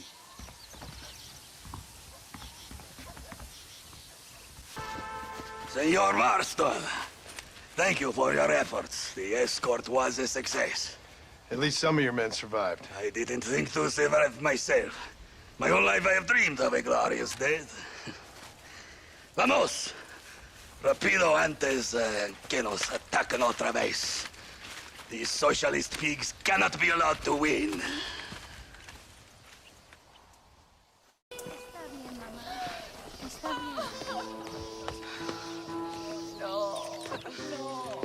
Señor Marston, mamá, papá, este es el gringo que me salvó. Muchas gracias. My family is indebted to you. Forgive my English. What's happening? Great and terrible things. The revolution is coming. The country will be in turmoil once more. This time, we hope is the last time. Does that seem likely? With Abraham Reyes, anything is possible. Where's your family going? My parents and my brother are headed to the hills. My sister has to flee. The army have an unfortunate way of treating women. And you? Don't worry about me, Mr. Marston. I'm living in history. I'm not afraid to die. Your nobility's almost as affecting as your naivete. I would rather be dead than a cynic like you, Mr. Marston. I would too. I know you're not really like that. You saved me. Luisa, ¿quién va a salvar a Miranda? Tenemos que llevar al puerto. Su barco sale al anochecer. No queda tiempo. Mr. Marston, can I ask one more favor of you? Can you take my sister to the docks? We are sending her to work for a kind man in the Yucatan. She's too young for revolution. Okay. Anything I can do to help out? The boat leaves at sundown. Miranda, vamos. Oh, adiós, Miranda. Ten cuidado. Adiós. Te amo. We will take his stagecoach. ¡Paren! ¡Papeles! Este camino está prohibido. Act normal. It's nothing to worry about. Te conozco. Eres un pinche rebelde. ¡Disparen! ¡No les dejen escapar! Gracias a Dios. We made it in time. Thank you for everything. Will I see you when I return? Not likely. I ain't planning on staying very long. In some other life, then.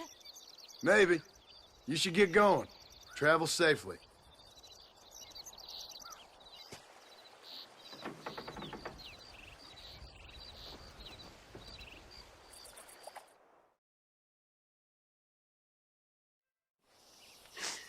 Oh, Mr. Marston. Mr. Marston. What's wrong, Luisa? I don't weep for myself, but for my country. Abraham Reyes has been captured. He has? He was coming to meet me at Roca Madera. It's a very romantic spot. It was a beautiful night, yet he was ambushed by patrol. My heart is breaking, but I cry for Mexico. Where's he being held? El Presidio. You know, in our hearts we are married already, but his family do not approve. How could they, when I am little more than a peasant girl? But that's what makes Abraham the man he is. He doesn't care for their bourgeois, snobbery, or elitism. He sees the real me, the woman. I'm sure. I'm going to go and rescue him, or die trying. Oh, whoa. I don't think that's such a good idea. Ride with me to near the jail. We'll figure out how to rescue him. Mr. Marston, you're truly a friend of this land. So everyone keeps informing me.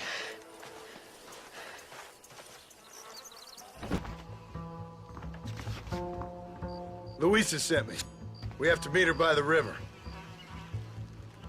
¿Qué? Luisa, the girl you're marrying. Oh, yes. Such a devoted thing. El amor de mi vida. Abraham, Mr. Marston. Oi! The revolution will live on thanks to you. Yes, indeed, John. You are as a brother to me. And my people need a man such as you to help our cause. My ranch is in Agave Viejo, and let me say, my brother, that we await you. Well, best of luck to both of you, but I need to find 2 men so I can return to America. No problem. I will help you find those men. And in return, you will win a people her freedom. Viva Mexico! ¿A dónde tú vas, Bella? ¿Eh? Bye, John. Vente conmigo. Tú sabes que en esta luz puedo ver el fuego en tus ojos. Laura, dame la fuerza para luchar.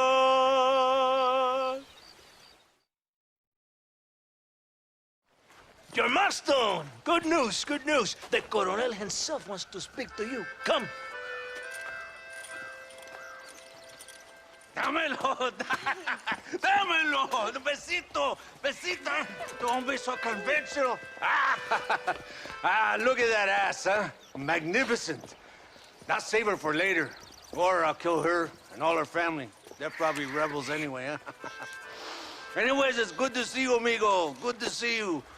You know, you are a rare find.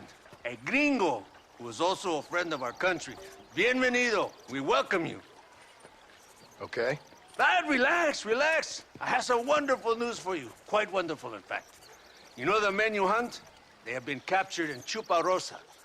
I want you and DeSanta to ride out there, and then you can take possession of them. It is my gift to you for all your help, senor. Although part of me wishes that you would remain here and enjoy more of our hospitality, huh? Thank you. If it's all the same, I'd like to collect them in. I have a wife and son at home whom I miss. Don't we all, amigo? Don't we all? DeSanta, I want you to take care of Senor Marston. Vámonos, cabrón, go! Adelante! Mi amor! Mi amor!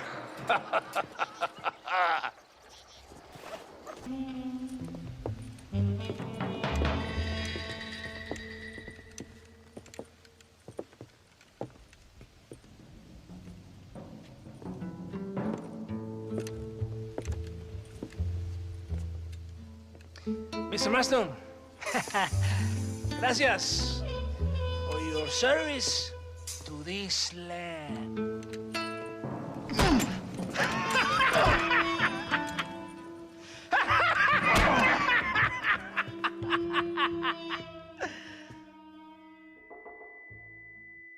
¡Levanten esta pizza, mierda! ¡Levántenlo! Marston, hey! Marston, you have betrayed this land enough. I hope you have a clear conscience, because you're about to meet God.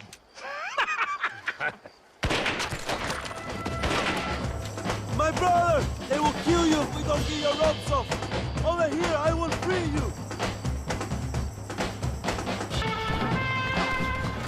It is lucky for you, I arrived when I did. I guess we're even then. My brothers! Today, we have proven that the days of this evil regime are numbered. Soon, we shall be free, living together in a noble republic, justly ruled by fine men. But, el trabajo, the job is not done. Our struggle is not over. We will fight all day and night until local tyrants like Allende are no more. And him and all his dogs are brought to the sword. We shall be free. This time things shall be different for every man and woman in this land. And one day soon, Allende will know justice. My brothers, fight on! In our hearts, we are all free! Let us make it so! ¡Viva la revolución! ¡Viva México! ¡México! ¡México! ¡México! ¡México! ¡México!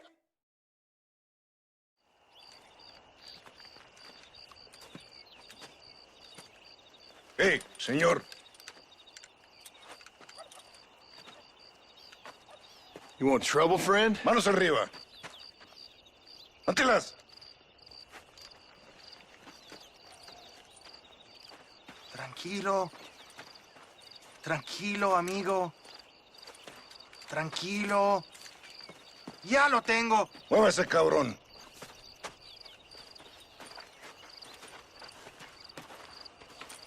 Muévese.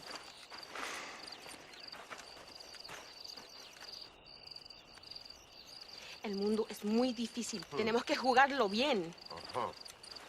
Ah, Mr. Marston, I knew you would come. Thanks for the welcoming committee.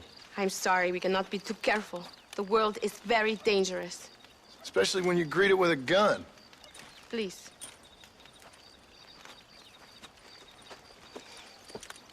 Mr. Marston, my father was killed yesterday. The army found him and accused him of treason. They cut out his heart and fed it to their dogs. Allende did this. Then he took the honor of 2 young girls. I'm sorry to hear that, Luisa. My father must not die in vain. His death must mean something. It'll mean that war is brutal and unnecessary and good people die. And that's all it will mean. That is not enough. Well, you know I'll do whatever I can, but I have problems of my own. We all have problems. This is about the people. My father died for his people. For these men and for millions like them, that they may be free. While there are guns and money, there won't be any freedom, Luisa. Mr. Marston, the movement is on the brink of great victory.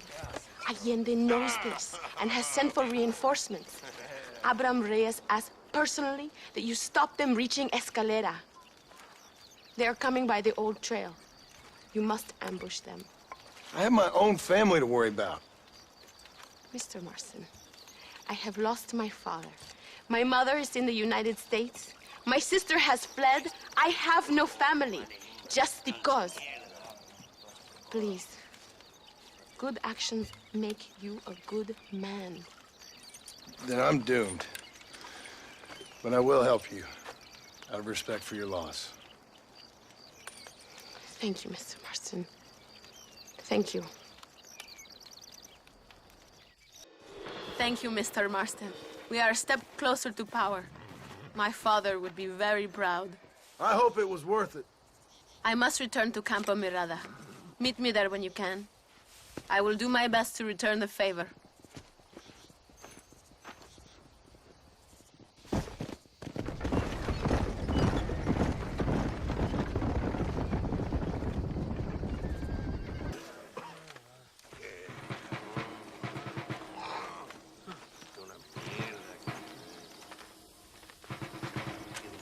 Tenemos que movilizar fuerzas en el extremo sur de la llanura para que los flancos del este y el oeste. Where is Abraham Reyes? Here, amigo! Here!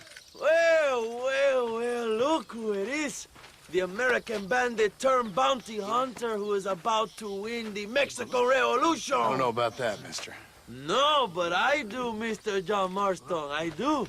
A man like you, or me, with just a few such men, I tell you, I could rule the entire country. Hey, hermanos unidos! Set my people free! Libre Mexico! Mexico! Libre Mexico! Mexico! Viva la revolución! Their energy is like food to me. I feel I was sent for them and they were sent to me. Good for you. When I rule these people, I shall be fair and judicious and wise. How so, you ask? Very simple. I know these people. I know this land. In short, I can make them better. It must be pleasant to be a man so at one with his destiny. Ay, Dios mío, I don't do it for myself, John Marston. I do it for my people. Well, exactly. Sarcasm, my friend, should be beneath a man such as you, don't you think? Very little is beneath a man such as me. Ha! Okay, well, in that case, I assume a little robbery will be a pleasant day's work. All in a good cause, of course. Come, my brother. Let us strike while the iron is hot.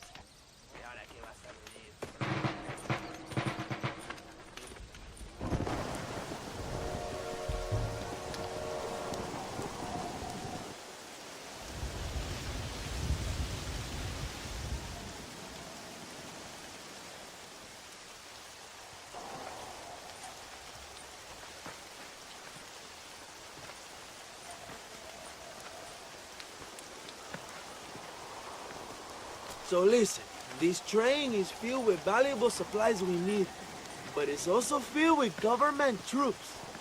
we'll set off a very loud distraction. You can board the train, and then you can disconnect the army cars, huh? Okay. Okay, but listen, we've got to get this done before the train rolls out of the station. You make it sound so easy. Well, did I not promise you fun times, amigo? Eh? Wait until I distract them. Then get on that train as fast as you can, John.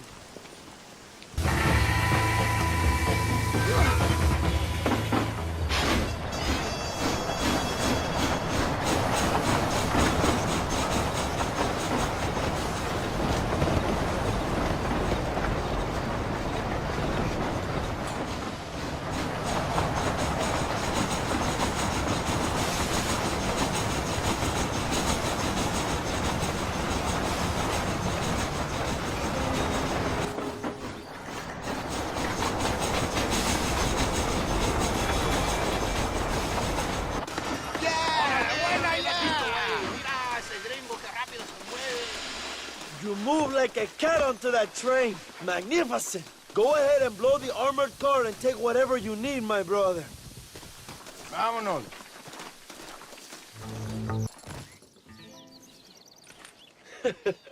Not a bad day of robbing the establishment to give to the poor, eh, Mr. Marston? Very noble, I'm sure, but I need to know where Williamson and Escuela are holed up. All in good time, amigo. I'm off to deliver these goods. I'll see you back at the ranch. Oh, my spies tell me they soon will have the information you need.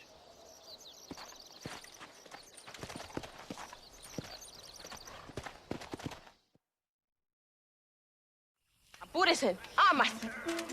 John, John, thank God you have come. That wretched animal de Santa has been sent to oversee a massacre in El Sepulcro. Come, we must stop him and finally kill that vermin and all of Allende's other followers.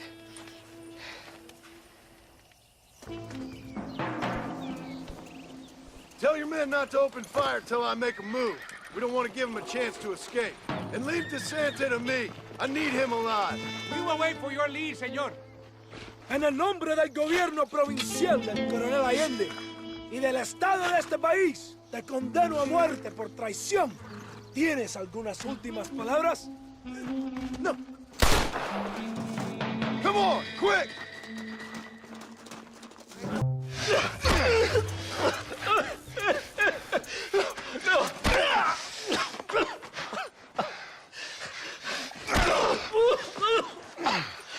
You fucking pig! Go back to your country! Where is Javier Escuela? Wait. Okay, all right. Shit. All right.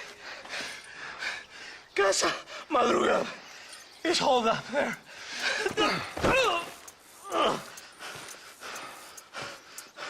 Now hurry up and kill me, or just let me go, okay? Can we kill this piece of shit now, senor? Or would you like to pleasure yourself?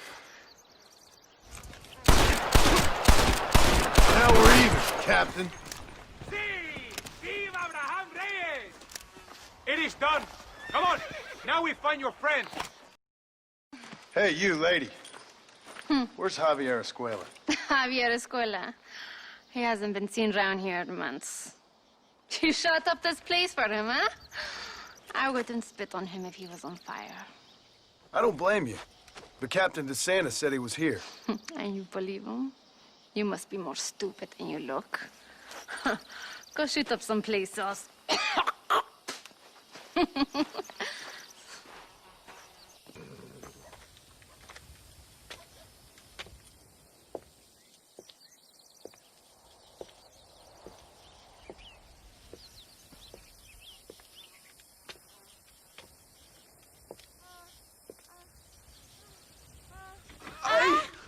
Mejor puta que he chingado. ¡México! ¡Qué rico! Ay. John, excuse me. Oye, mamita, cuando te vea la próxima vez que sea un poco más durito, ¿eh? And I mean rougher, ¿eh? What would your most loyal follower, Luisa, say about that? Who? Luisa, the girl from Campo Murata? A gentleman never tells, but she was a most wonderful... I just say she was increíble. Yes. Let me tell you something. I strongly recommend her. You take her when you have the chance, my brother.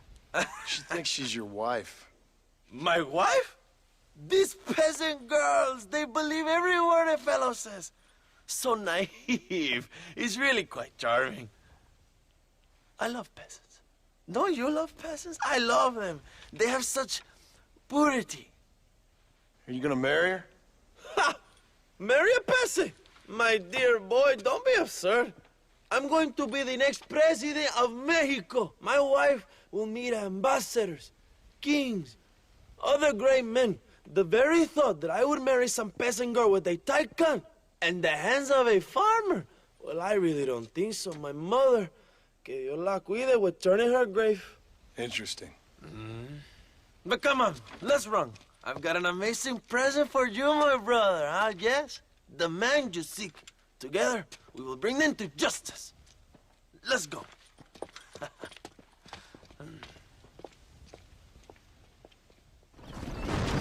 My men will launch a ruse attack on the side entrance to the fort. Meanwhile, you, my American friend, will drive this wagon at the front gate and jump off when you're close.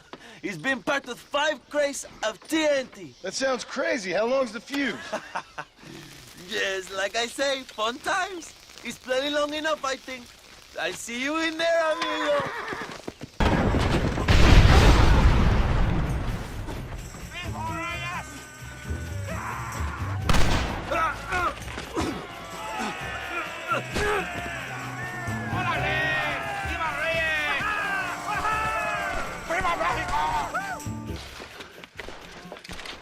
Hello, old friend. It's been a long time. Hello, brother. It's good to see you. I heard you was coming. You took your time, no? Come on, you're not gonna shoot your own brother, are you? We was family. Yeah, we were. Then you and Dutch went crazy and family didn't mean so much. So now you do the government's work. And what do? You just work for a different government. Come on, brother. I think we should go our separate ways, huh? What you and Dutch did was wrong. And the way you left me was wrong. Now, I hate to judge, but as it turns out, it's you or me. The way I see it, might as well be you. We thought you was dead, brother. I promise. I'm telling the truth.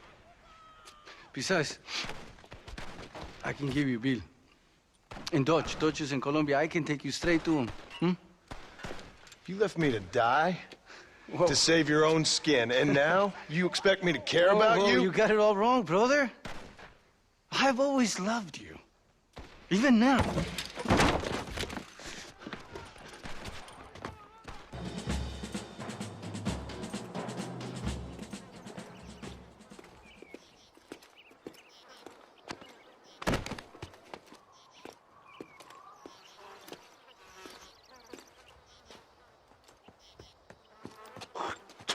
Marston, come with me. The army sent reinforcements. Come.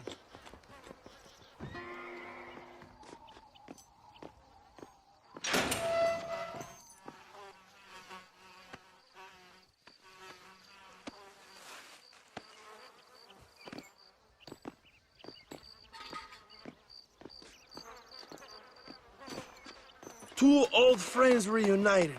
It is a beautiful thing.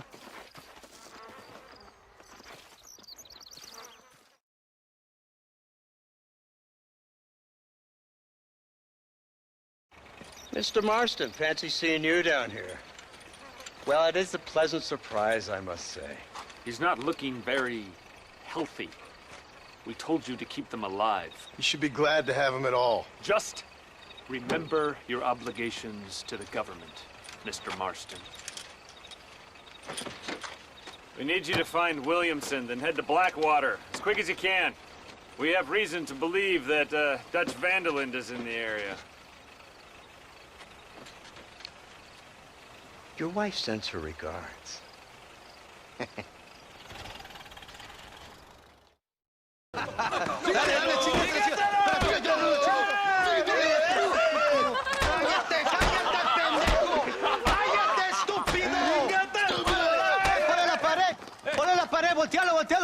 ¡Quítate, estúpido! ¡Le voy a dar un balazo! ¡Quítate! ¡Quítate, pendejo! ¡Quítate! ¡Una, dos, tres! ¡Bang! ¡Bang! ¡Todo por la revolución! ¡Vamos, ¡México! compadres! ¡Calmado! ¡No, para atrás, para atrás! ¡Usted para atrás! ¡Para atrás, para atrás!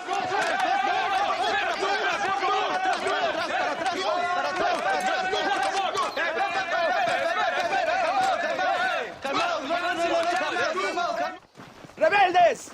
¡Escuchen cómo explotamos! ¡Aguantamos a... ¡Otra vez!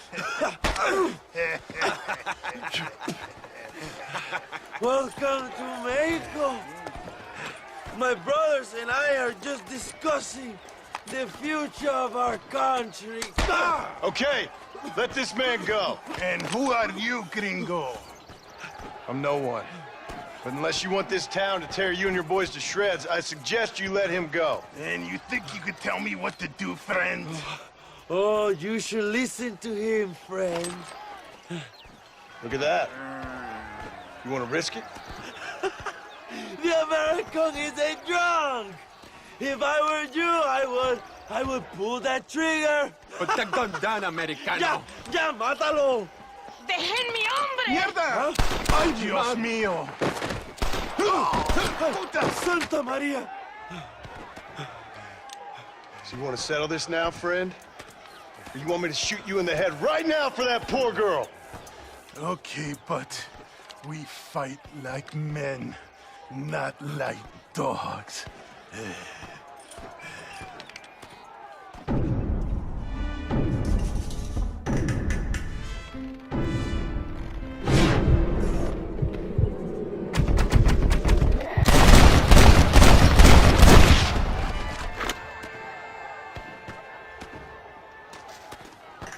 Thanks, my brother. Now the people are finally ready. Senor, there are prisoners in jail who will fight on our side. What the hell are you doing? Find my freedom, pendejo! Now shut up, you dumbass, and get out of the wagon! Apúrate! I'm coming out! Don't shoot! Here, take Williamson. Just let me live. I will leave the country, I promise.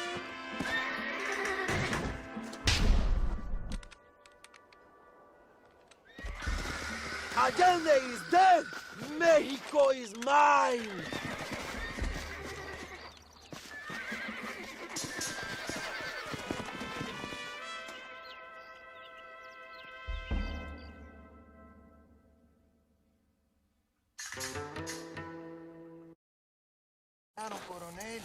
My people are free, and it is all thanks to you, John.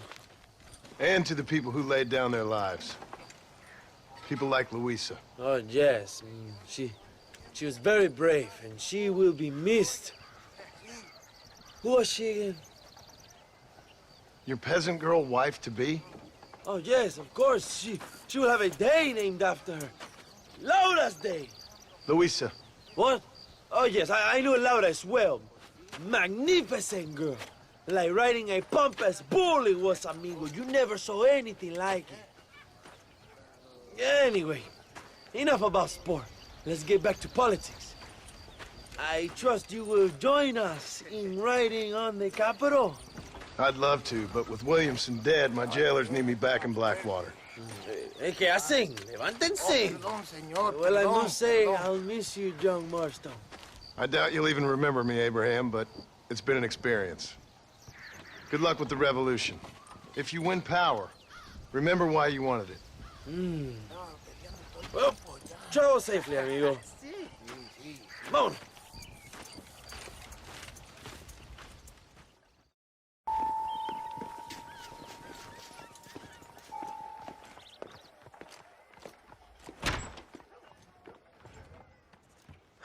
$101, $102, $103, $105, $106. I'm here to see Mr. Ross. 107, 109. Edgar Ross. 113. Upstairs on the right.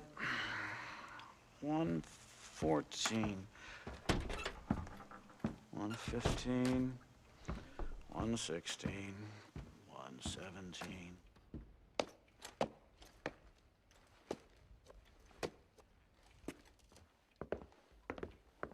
Mr. Marston, so glad to see you. How was your journey? Where's my wife and son? Being well looked after. Well looked after. I want to see him. Mr. Ross wants to speak with you. We've had some important developments. You want me to take out a gun and blow a fucking hole in your head right here? Right now? You want that? Mr. Marston. You want that? Mr. Marston, I ask you to calm down. Why? Why? I did what you asked. I got you Williamson and Escuela. It's over. Stop playing games with me. No one's playing games with you, Mr. Marston. But if we were to play some games, there'd be some interesting ones we could play. Thanks, sir. Like hanging you for murder, or confiscating all your property, like that little farm of yours, or having you put in an electric chair. Those are the sort of games we could play. But we choose to play a different game. So calm down and play along with us. Where's my wife? You know, I forget, but I hear it's very nice this time of year. Mr. Marston, please, I've never insulted your meager intelligence. Do not insult mine. We've done this little deal for your freedom in exchange for all your men from your old gang. You gave us Williamson and Escuela. We still don't have Vanderlyn, but now we know where he is. Then go and shoot him. No, sir. I want you to shoot him for me. And then I'll let you be. The last thing I want to do is make martyrs out of all these people. He could be killed by some petty squabble by another lowlife. We believe Vanderlyn is holed up with a group of renegades near the wreck of the Serendipity riverboat. Yes. Another group of renegades. Obviously, the first group, your group, has, shall we say, been disbanded? Disbanded. Anyway, Mr. Ford and Mr. Marston, shall we go? Oh, Mr. Marston, your wife and son are doing well. Let's both try to ensure things stay that way. Okay? After you, sir.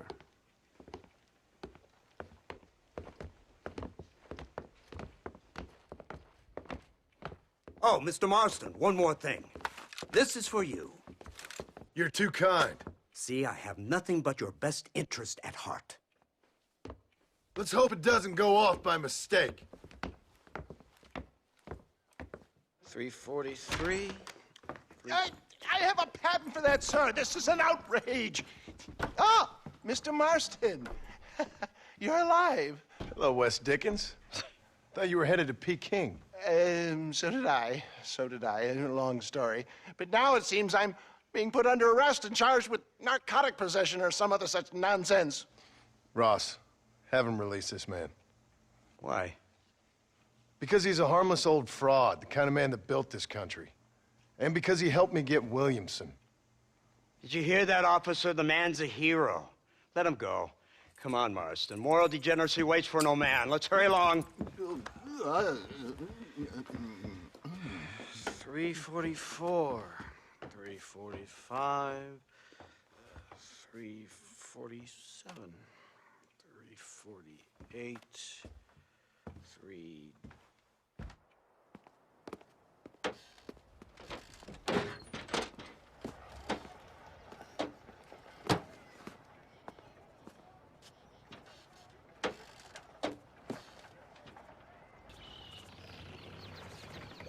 Over here!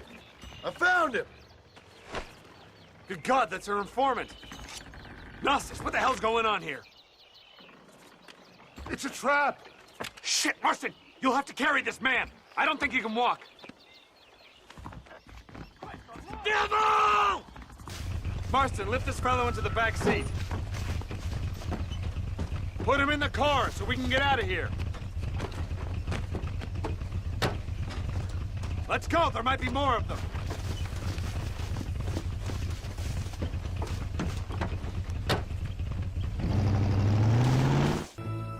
So, this is the office of an anthropologist named McDougal.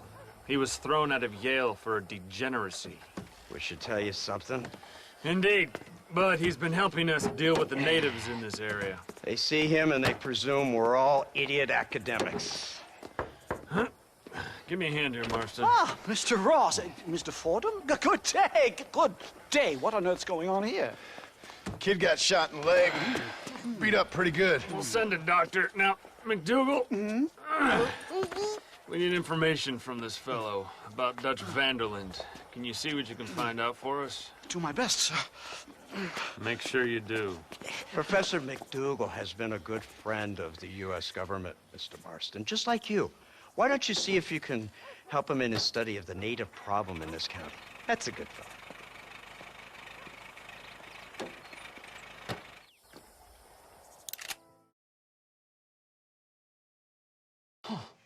Incredible.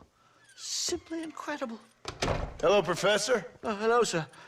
Oh, Mr. Marston, sir. Good day, good day. How are you? Well, my family's health and well-being are being threatened by some unscrupulous government agents, and my own hard-won freedom is under duress. But these problems aside, I suppose I'm fair. Yes, the problems of civilizing nomads. Tell me, sir, are you from Norse stock? Not as far as I know. I was raised in an orphanage. My father was Scottish. Unfortunate. You'd make an interesting case for my theory of natural population characteristics. Really? Well, yes, a white man, obviously, but with a savage spirit. Trust me, sir, I mean savage in the best possible sense. Natural nobility, but also simple, pure.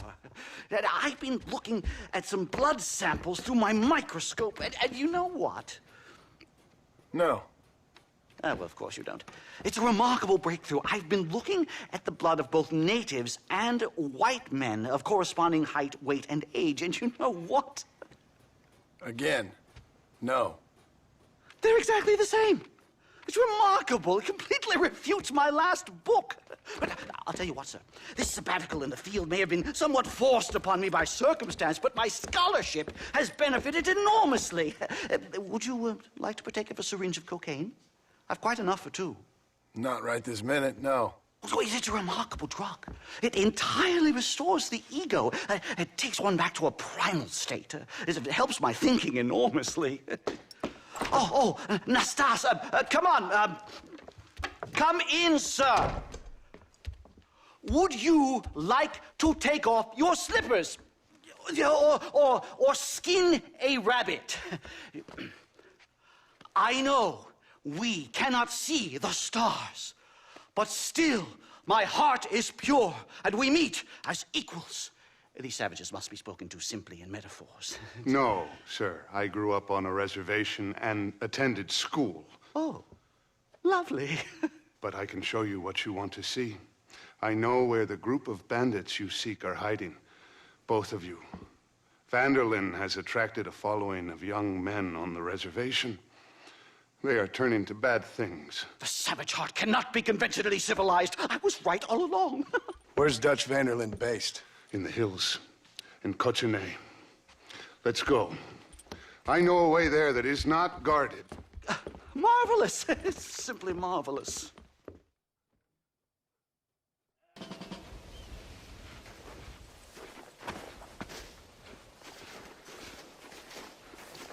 Remarkable. I'm afraid I don't really have much of a head for heights. More of a head for highs. well, anyway, I'm sure Nastas will help you. I must be on my way. I've got work to do. Thanks for the help. Goodbye, gentlemen. Enjoy yourselves. Come on! I see a spot where we can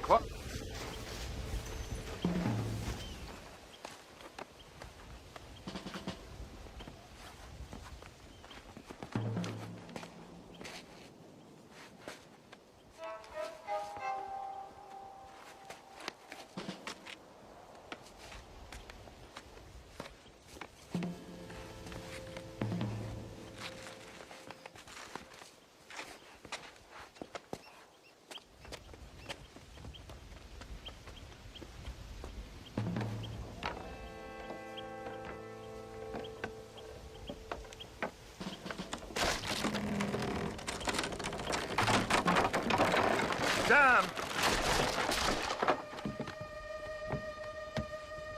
See if you can find another route, Mr. Marston. I will have a look around.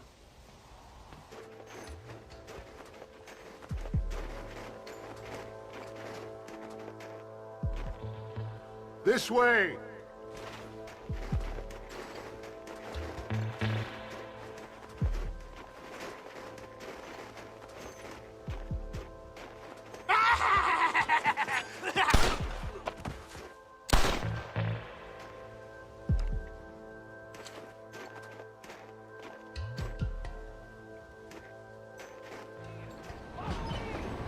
I'm hurt pretty bad. I don't think you should go any further. I'll be fine. But you go ahead. I don't want to slow you down. You sure you're all right? Just need to take it slow. Go on. I'll catch up or see you on the way down.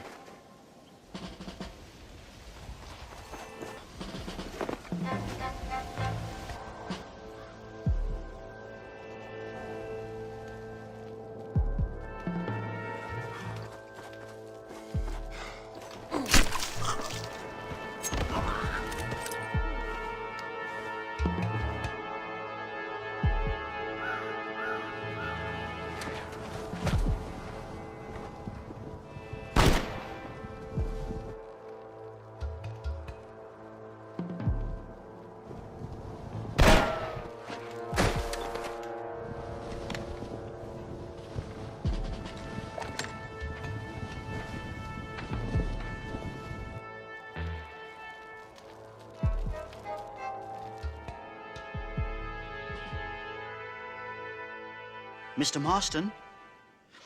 Mr. Marston! Mr. Marston! Here you go, Mr. Marston. Put that stuff away. You banged your head. Nastas and I carried you down. Nastas heard the shots and he hurried up to rescue you, and he carried you down. I improvised an escape plan. I'm more of a planner than a man of action. Thank you, gentlemen. Friends of mine are with Vanderland. We must try to reason with them, sir. Vanderland's gang contains several natives. We must meet with them and try to save them from disaster. My people have already endured many disasters. Before, this was all our land. And now we have brought you civilization. Well, sure, it hasn't been easy, but it hasn't been easy for anyone, Nastas. Why, I knew a man in Yale whose father once shot 18 natives in one afternoon out in Wyoming. Oh, the man was quite traumatized. He took to lying with choir boys. For a wise man, you are a very stupid man, mister. Gentlemen, I'm going to leave you to figure out right from wrong. You are simple-minded, sir. Thus, I do not blame you for not understanding reason. Then again...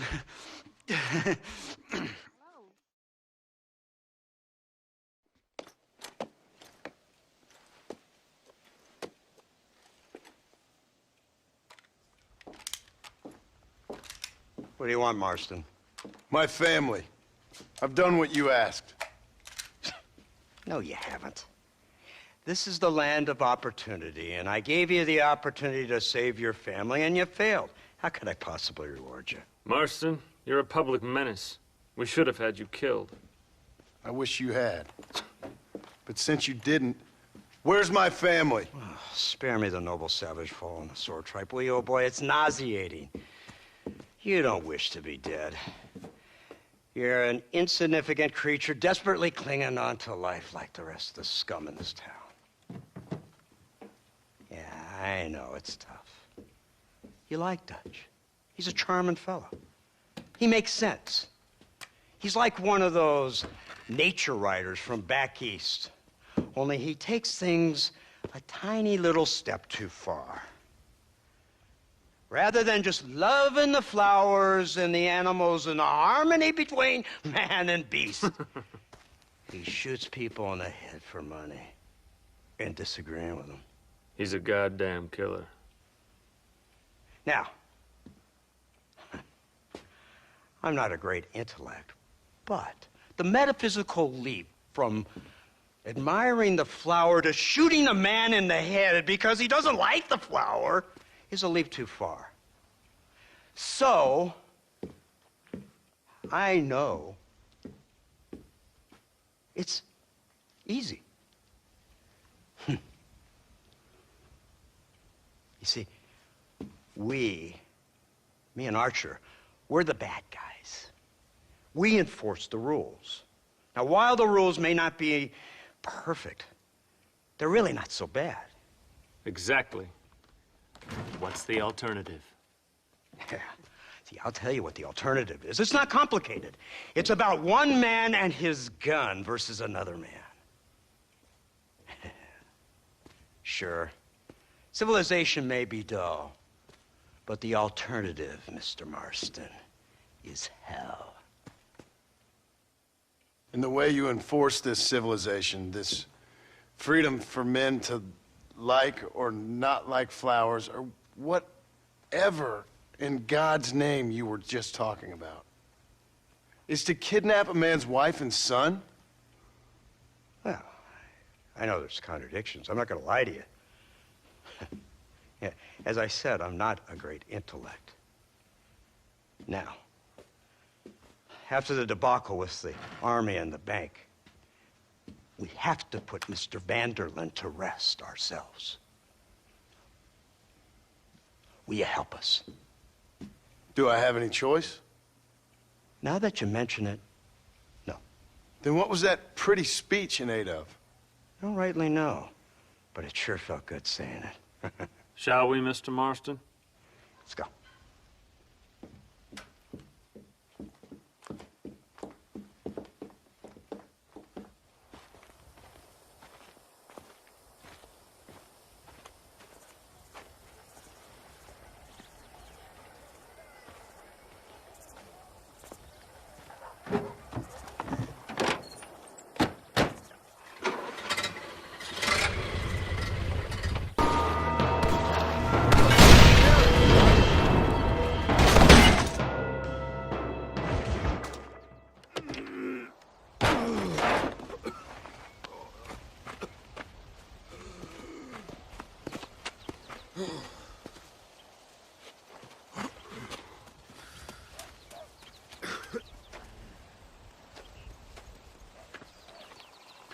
Well, Mr. Marston, it seems like your mentor, Dutch, no longer looks quite so kindly to his student. That man is insane. So it seems. I think we need to get him before sundown. As you say, Captain. Otherwise, he'll be gone again. And what if I say no? Now, before I shoot you myself, let me just point out the obvious. The one person we have left that can appeal to Mr. Vanderlyn is the last person we know who knows him. Your wife. That won't be necessary. Mr. Ross, Captain, let's go.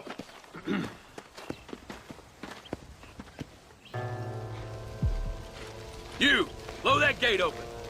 Move, soldier.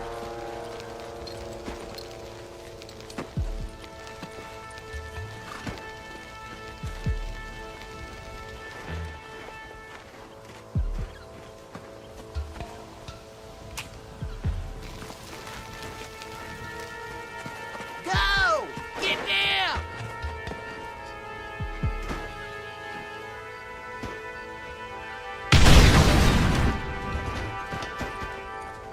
Forward! Move in! You tend to your wounded. I gotta face Dutch alone.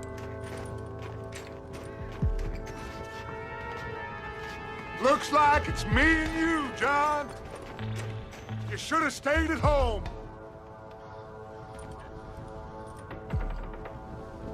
Son of a bitch! God damn it!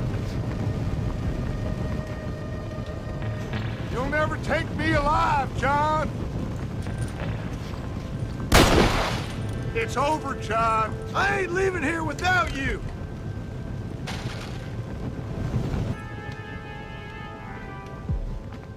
You're just like me, John. You can't change who you are.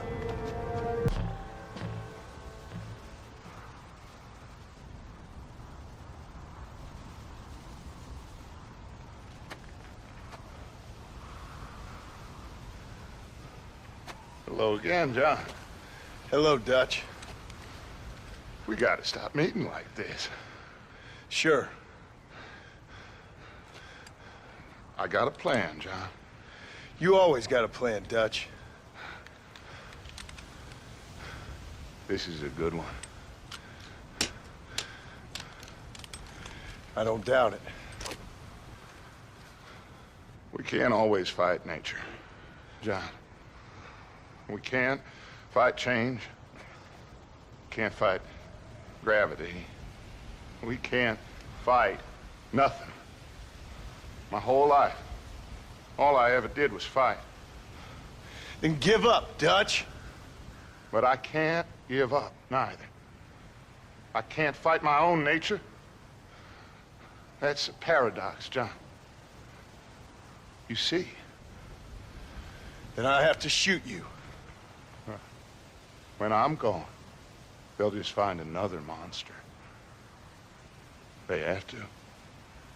Because they have to justify their wages. That's their business.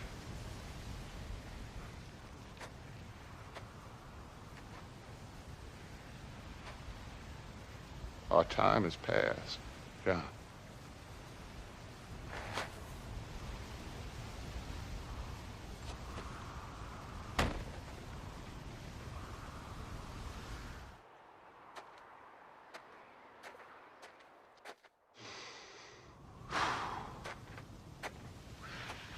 So at the end, you didn't have the guts to shoot him. The man's dead, Ross.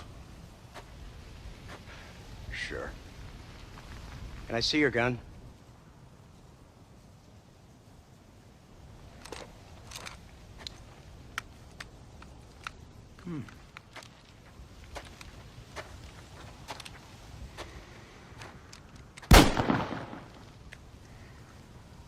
Oh, trust me. It looks better in the report that way. Where's my family? Your wife was killed in a prison riot last week. So, I'm only joking, dear boy. They were sent back to that Scrabble ranch of yours in Beecher's Hope. They're quite safe and sound. They better be. Thank you, Mr. Marston, for everything. I know this wasn't easy for you, but I have to say, you've done your country proud. Yeah, exactly. See you around, John. Try to stay out of trouble. Come on, Archer. Let's go find somebody else we can annoy.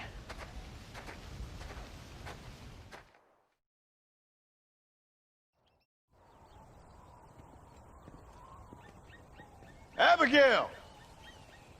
Jack! Anyone here?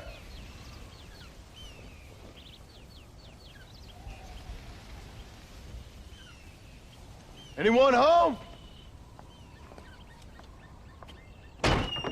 Oh, darling. I never thought I'd see this day again. You no-good hillbilly piece of shit! I thought you was dead! I thought you was dead, John, huh? Where you been? Where you been? You know where I've been, darling. You know. You saw Dutch, didn't you? Yeah, I saw him. And Bill? Yeah, I saw him too. And you didn't go back to him? I left that life. Just as you left yours. How'd they treat you? Oh, I can take care of myself, John. One guard got funny on me one time, but I wasn't so ladylike and he didn't try it again. Nor no one else. How's the boy? Oh, like you. And like me. Well, he's like a kid growing up without a father. That ain't fair. What is fair? Well, some trees flourish, others die. Some cattle grow strong, others are taken by wolves.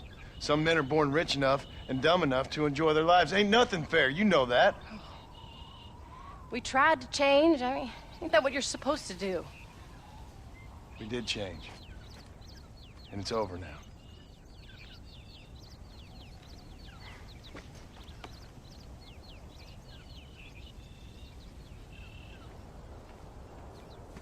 Jack!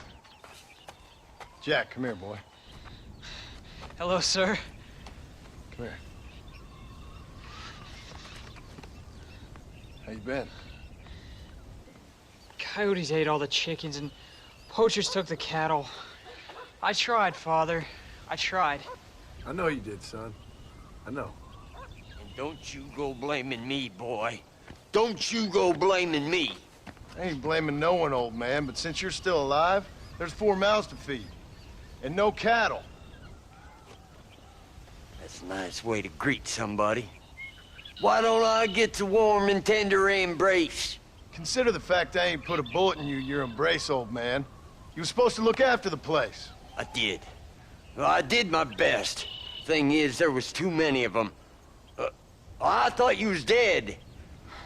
I wasn't drinking. Hold your excuses until you figured out which one to use. Jack, go get your bags packed, boy. We got work to do. We leave in the morning. Go on. Yes, sir. Where are you going? Well, it's getting kind of dark now, but in the morning we've got to go get ourselves some more cattle. I've got friends at McFarland's ranch. It's over in Hennigan's stead who can sell us some. Now, Abigail, I hope you learn to cook. Yes. Didn't I say, rather than some prison, they actually kept me incarcerated in a cooking school for young ladies.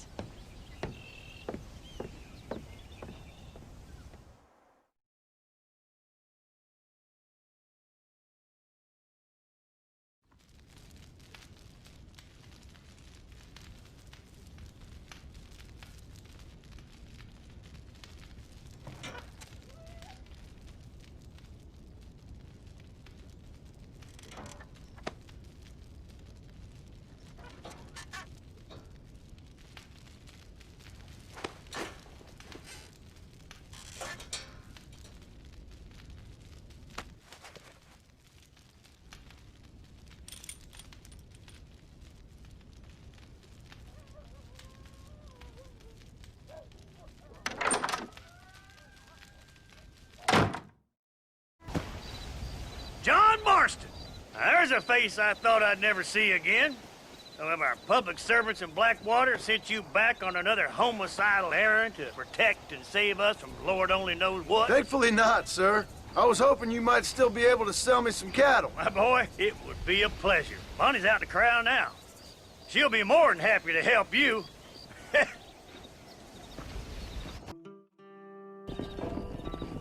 Good Lord, do my eyes deceive me? A devil walks among us. I said I'd be back when this was all over, Miss McFarland. Of course I remember. I just didn't believe a word of it. So, you've come for some cattle? Yeah, I'm finally starting up my farm again. Or trying to, at least. You'll be fine. You've been taught well. Come on, then.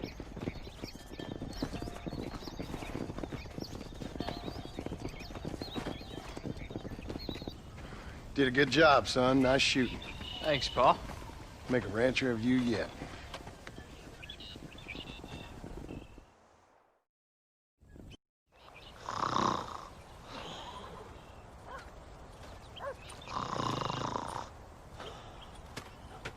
Get up, old man.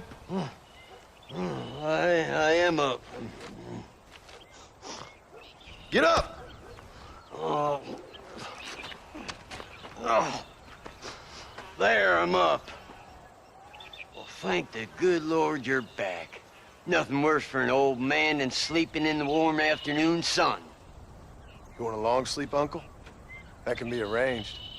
It'll cost me less than food. You always was a hard and nasty man, John Marston. You always was a useless, conniving thief.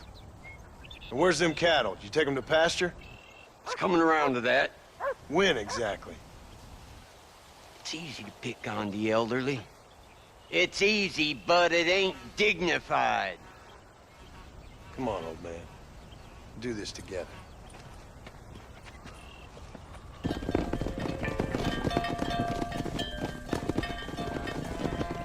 You look after the herd.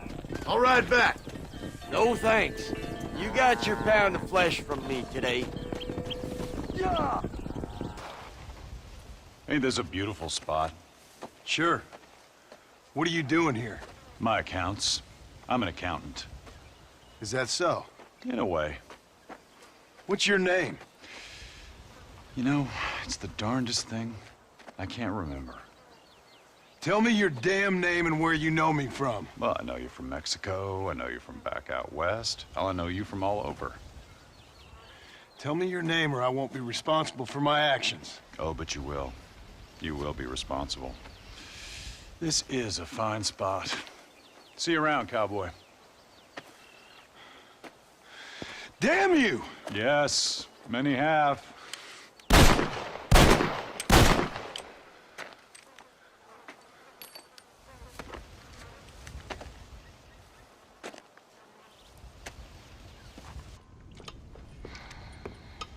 What you cooking? Same thing I've been cooking the past 15 years with the hope of poisoning you. Ain't working so well. Not yet. Be honest, though. Tastes bad enough to kill a man. I never was much of a cook, but I did try to be a good wife. And you have been. Given what we was and what we came from, I think we've gone and done okay. I look at Jack. I look at him, and I think we've been blessed. Maybe he can be something more. He's a good kid. He can be whatever he wants to be. He ain't gonna be no frontier gunslinger killing and running no gang, though. That way's over. Railroads and government and motor cars and everything gone and done away with all that. And he ain't gonna marry no orphaned working girl running with a bunch of hucksters, neither. If he meets one like you, I hope he'll marry her. Stop. For an illiterate gunslinger, you sure know how to make a girl blush. God damn crows! John! You have got to go deal with them. They've broken into the silo again and are eating all the corn out from it. Of course, my angel. Wait, get out of there. All right, all right. Come on. Scat. Shh.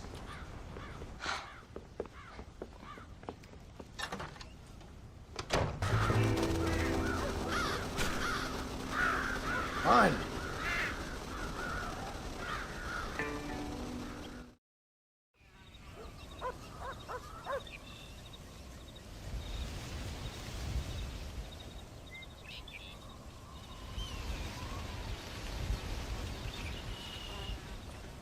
What's the book, boy? Nothing, sir. What's it about? Well, it's an adventure, sir. Set out in the West, and it tells this amazing story of how people killed the savage Redskins, and how this man, this brave man, hunts the man who killed his father. I'm glad you're enjoying it. Talking of adventure, how'd you like to learn to track elk? Really big ones in the valley this time of year. We could use the meat. Well, I know you'd rather read your adventures. Trust me, this can be very enjoyable in its own way. I suppose maybe it's a little less dramatic. So, let's go, come on. You may get to see me get gored by some massive wild beast. Then you can write a story about that. Very funny, Paul. I've forgotten how funny he was. Grab your things.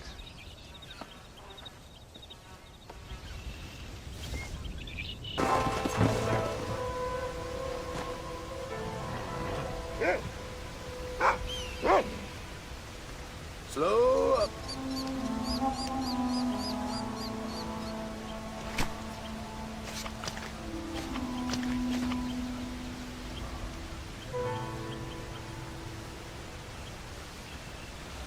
Whoa!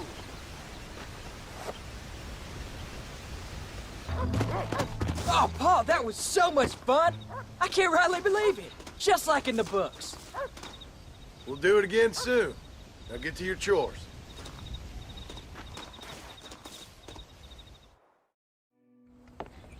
John, we got a telegram from some lady friend of yours, a Bonnie something or other. Something you ain't telling me? Bonnie McFarland. She's a friend. Saved my life when I went after Bill and nearly got myself killed again. Oh, and now you two's in the habit of sending each other letters. How very nice. It weren't nothing like that. What's it say? I don't know. I can't... Well, you know I can't read. Give it here. You read that thing out loud? I ain't hiding nothing. Dear Mr. Marston, stop. Need corn sacks. Stop. Emergency. Stop. Weevils and moths ate entire county supply. Stop. Can you help?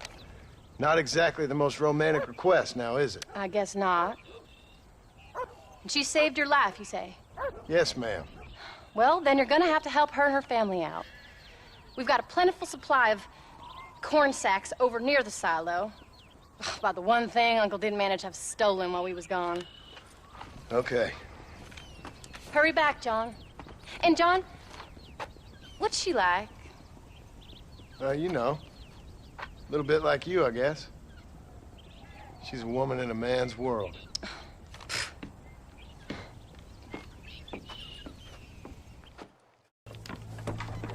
John, wait!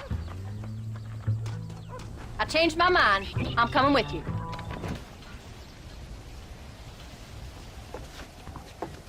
You came. Thank you so much. We lost the entire harvest. Miss McFarland, I'd like you to meet my wife, Abigail. Oh, ain't you quite the gentleman all of a sudden? It's a pleasure to meet you, Mrs. Marston. Likewise. Thank you for saving my husband's life and for teaching the miserable goat some manners, among other things. I didn't teach him anything. I know better than to try to change a man. You should meet my father. Oh, people can change, Miss McFarland. John and I have to believe that more than anybody. This is a decent first harvest for you, John. You should be proud. That's good land you got there. How are you feeling, Mrs. Marston? From what your husband told me, it must have been awful for you. I've been through worse, and I knew he'd be back before too long. He can't cook a meal to save his life. Abigail, in my darkest hours, when I was most homesick, just the thought of one of your rat meat stews kept me pushing forward. Well, about as amusing as a weeping saddle sore, ain't he, Miss McFarland? You're gonna start yammering about women's work, John. I'd say you might be in the wrong company. I'd say so, too. I never felt so outnumbered.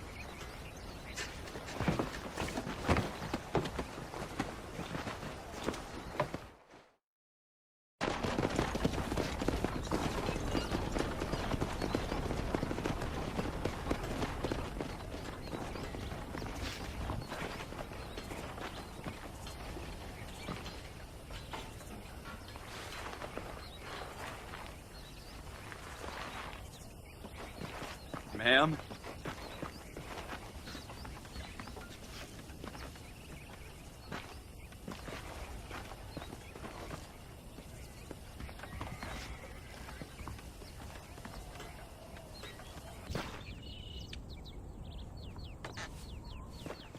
We did good today, John. I guess I better go fix us something to eat.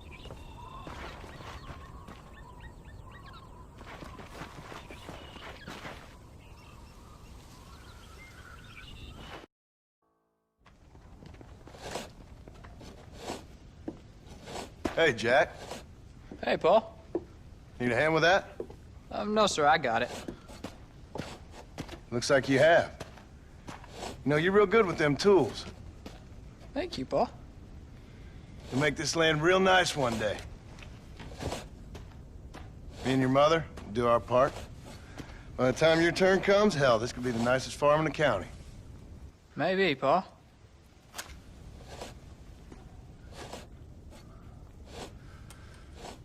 Just gotta learn to shoot straight or you'll get yourself eaten by some animal. Very funny, Paul. Thank you, son.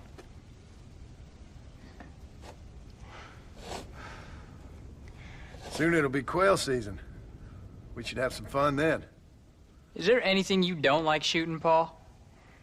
Well, I ain't met the thing yet, but as soon as I do, I'll let you know. You can even put it in one of them books you read. Yeah, maybe I'll do that. The day John Marston stopped shooting. Now, I ain't no literary man, but I don't think that'll sell. People like shooting in them things. I think you may be right there, Paul. So, you ever hear talk about them machines that can make a man fly? Well, sure, Paul. Everybody knows about that. You know they're gonna be bringing one of those machines around the country next year for a demonstration? One of them machines can turn men into angels. One of them machines can turn men into angels. John, come here. John, come here, quick! Take a look at that. Jack, go into the house, lock all the doors. Whatever happens, don't come outside. You hear me? Whatever happens. Okay. Come here, son. Whatever happens, keep the doors locked and your mother inside. Promise me, son. Promise me. Who is it, Pa? It's just some old friends. Me and Uncle take care of it. Now you go inside and you keep the doors and the windows locked. I hear you. Then run! Yeah, run, boy. Well, old man, looks like things is about to get settled once and for all. So it seems. What are we gonna do now? What's wrong? What's happened? Stay inside, you hear? Like I said, there'll be more coming. Pa, what do they want? I don't know, son. Whatever it is, it ends here. Oh, look how many there are. They're gonna kill us, aren't they? No, I ain't gonna let that happen. Uncle,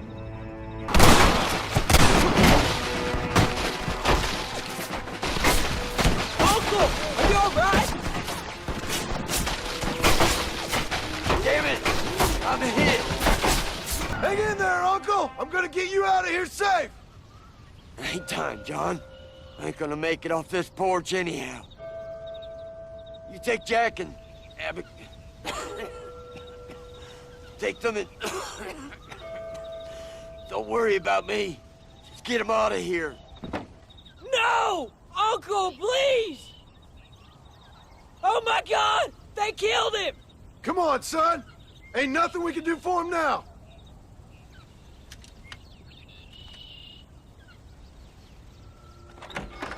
We're leaving the farm. I'll watch from the silo. You two go to the barn, get the horses ready. John! I'll meet you there.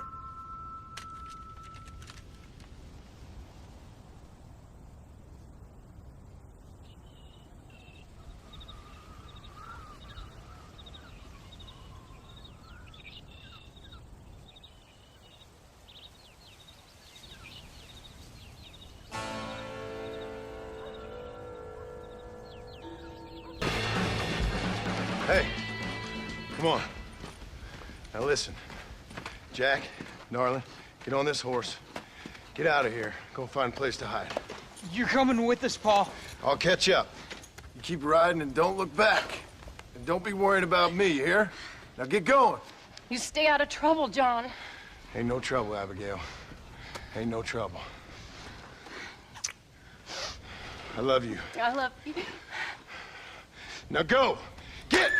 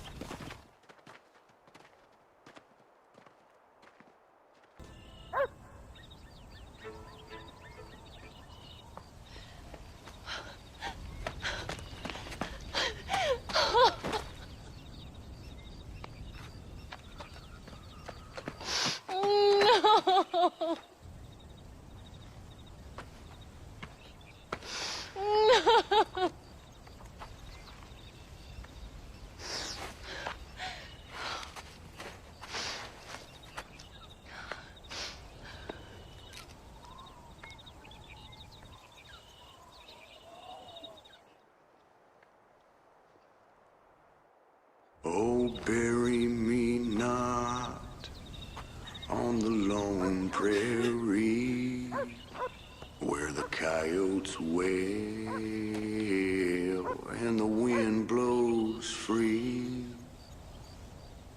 And when I die,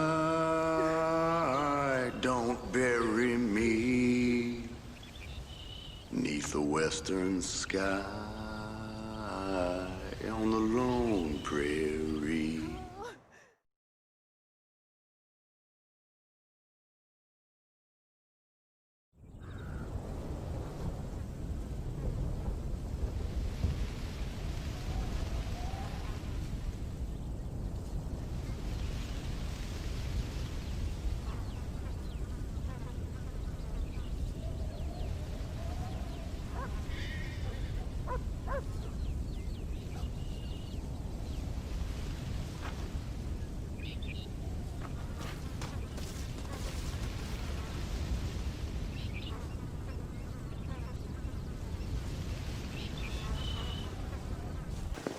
Hello, sir.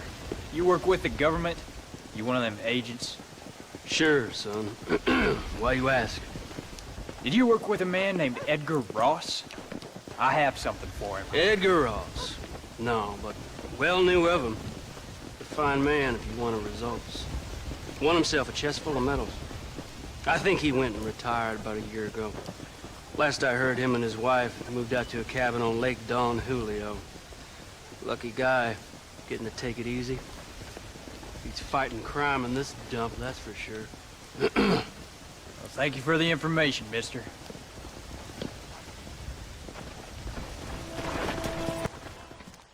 Excuse me, ma'am. Hello, young man. Hi. What are you doing out here? Are you out visiting the lake with your family? No, ma'am.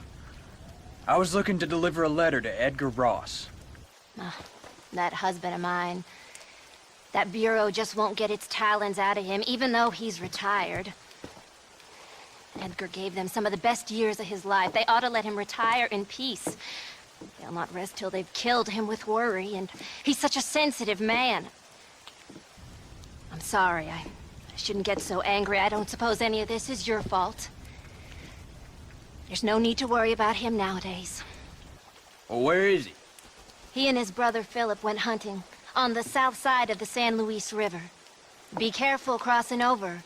They were saying it was dangerous. I sure will, ma'am. And don't worry about a thing. I'm sure your husband will be just fine.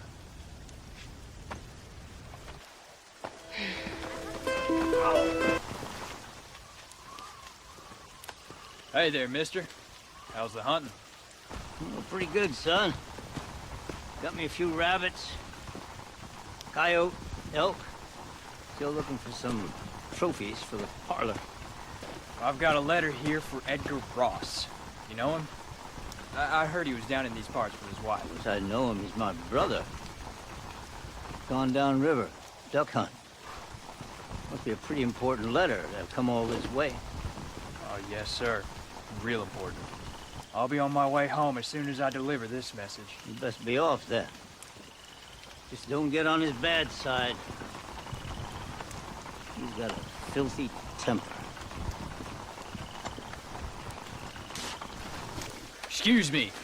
You Edgar Ross? Do I know you? Forgive me for startling you, sir. I have a message for you. My name is Jack Marston. You knew my father. I see. I remember your father. I've come for you, Ross. And you, boy, have sure as shit found me. You killed my father. Your father killed himself with the life he lived. You killed him. I saw you. You keep saying that. You sent him to do your dirty work. Then you shot him like a dog. And I'll shoot you like one too, you little piece of trash. Now get out of here before I kill you as well. I ain't going nowhere, old man.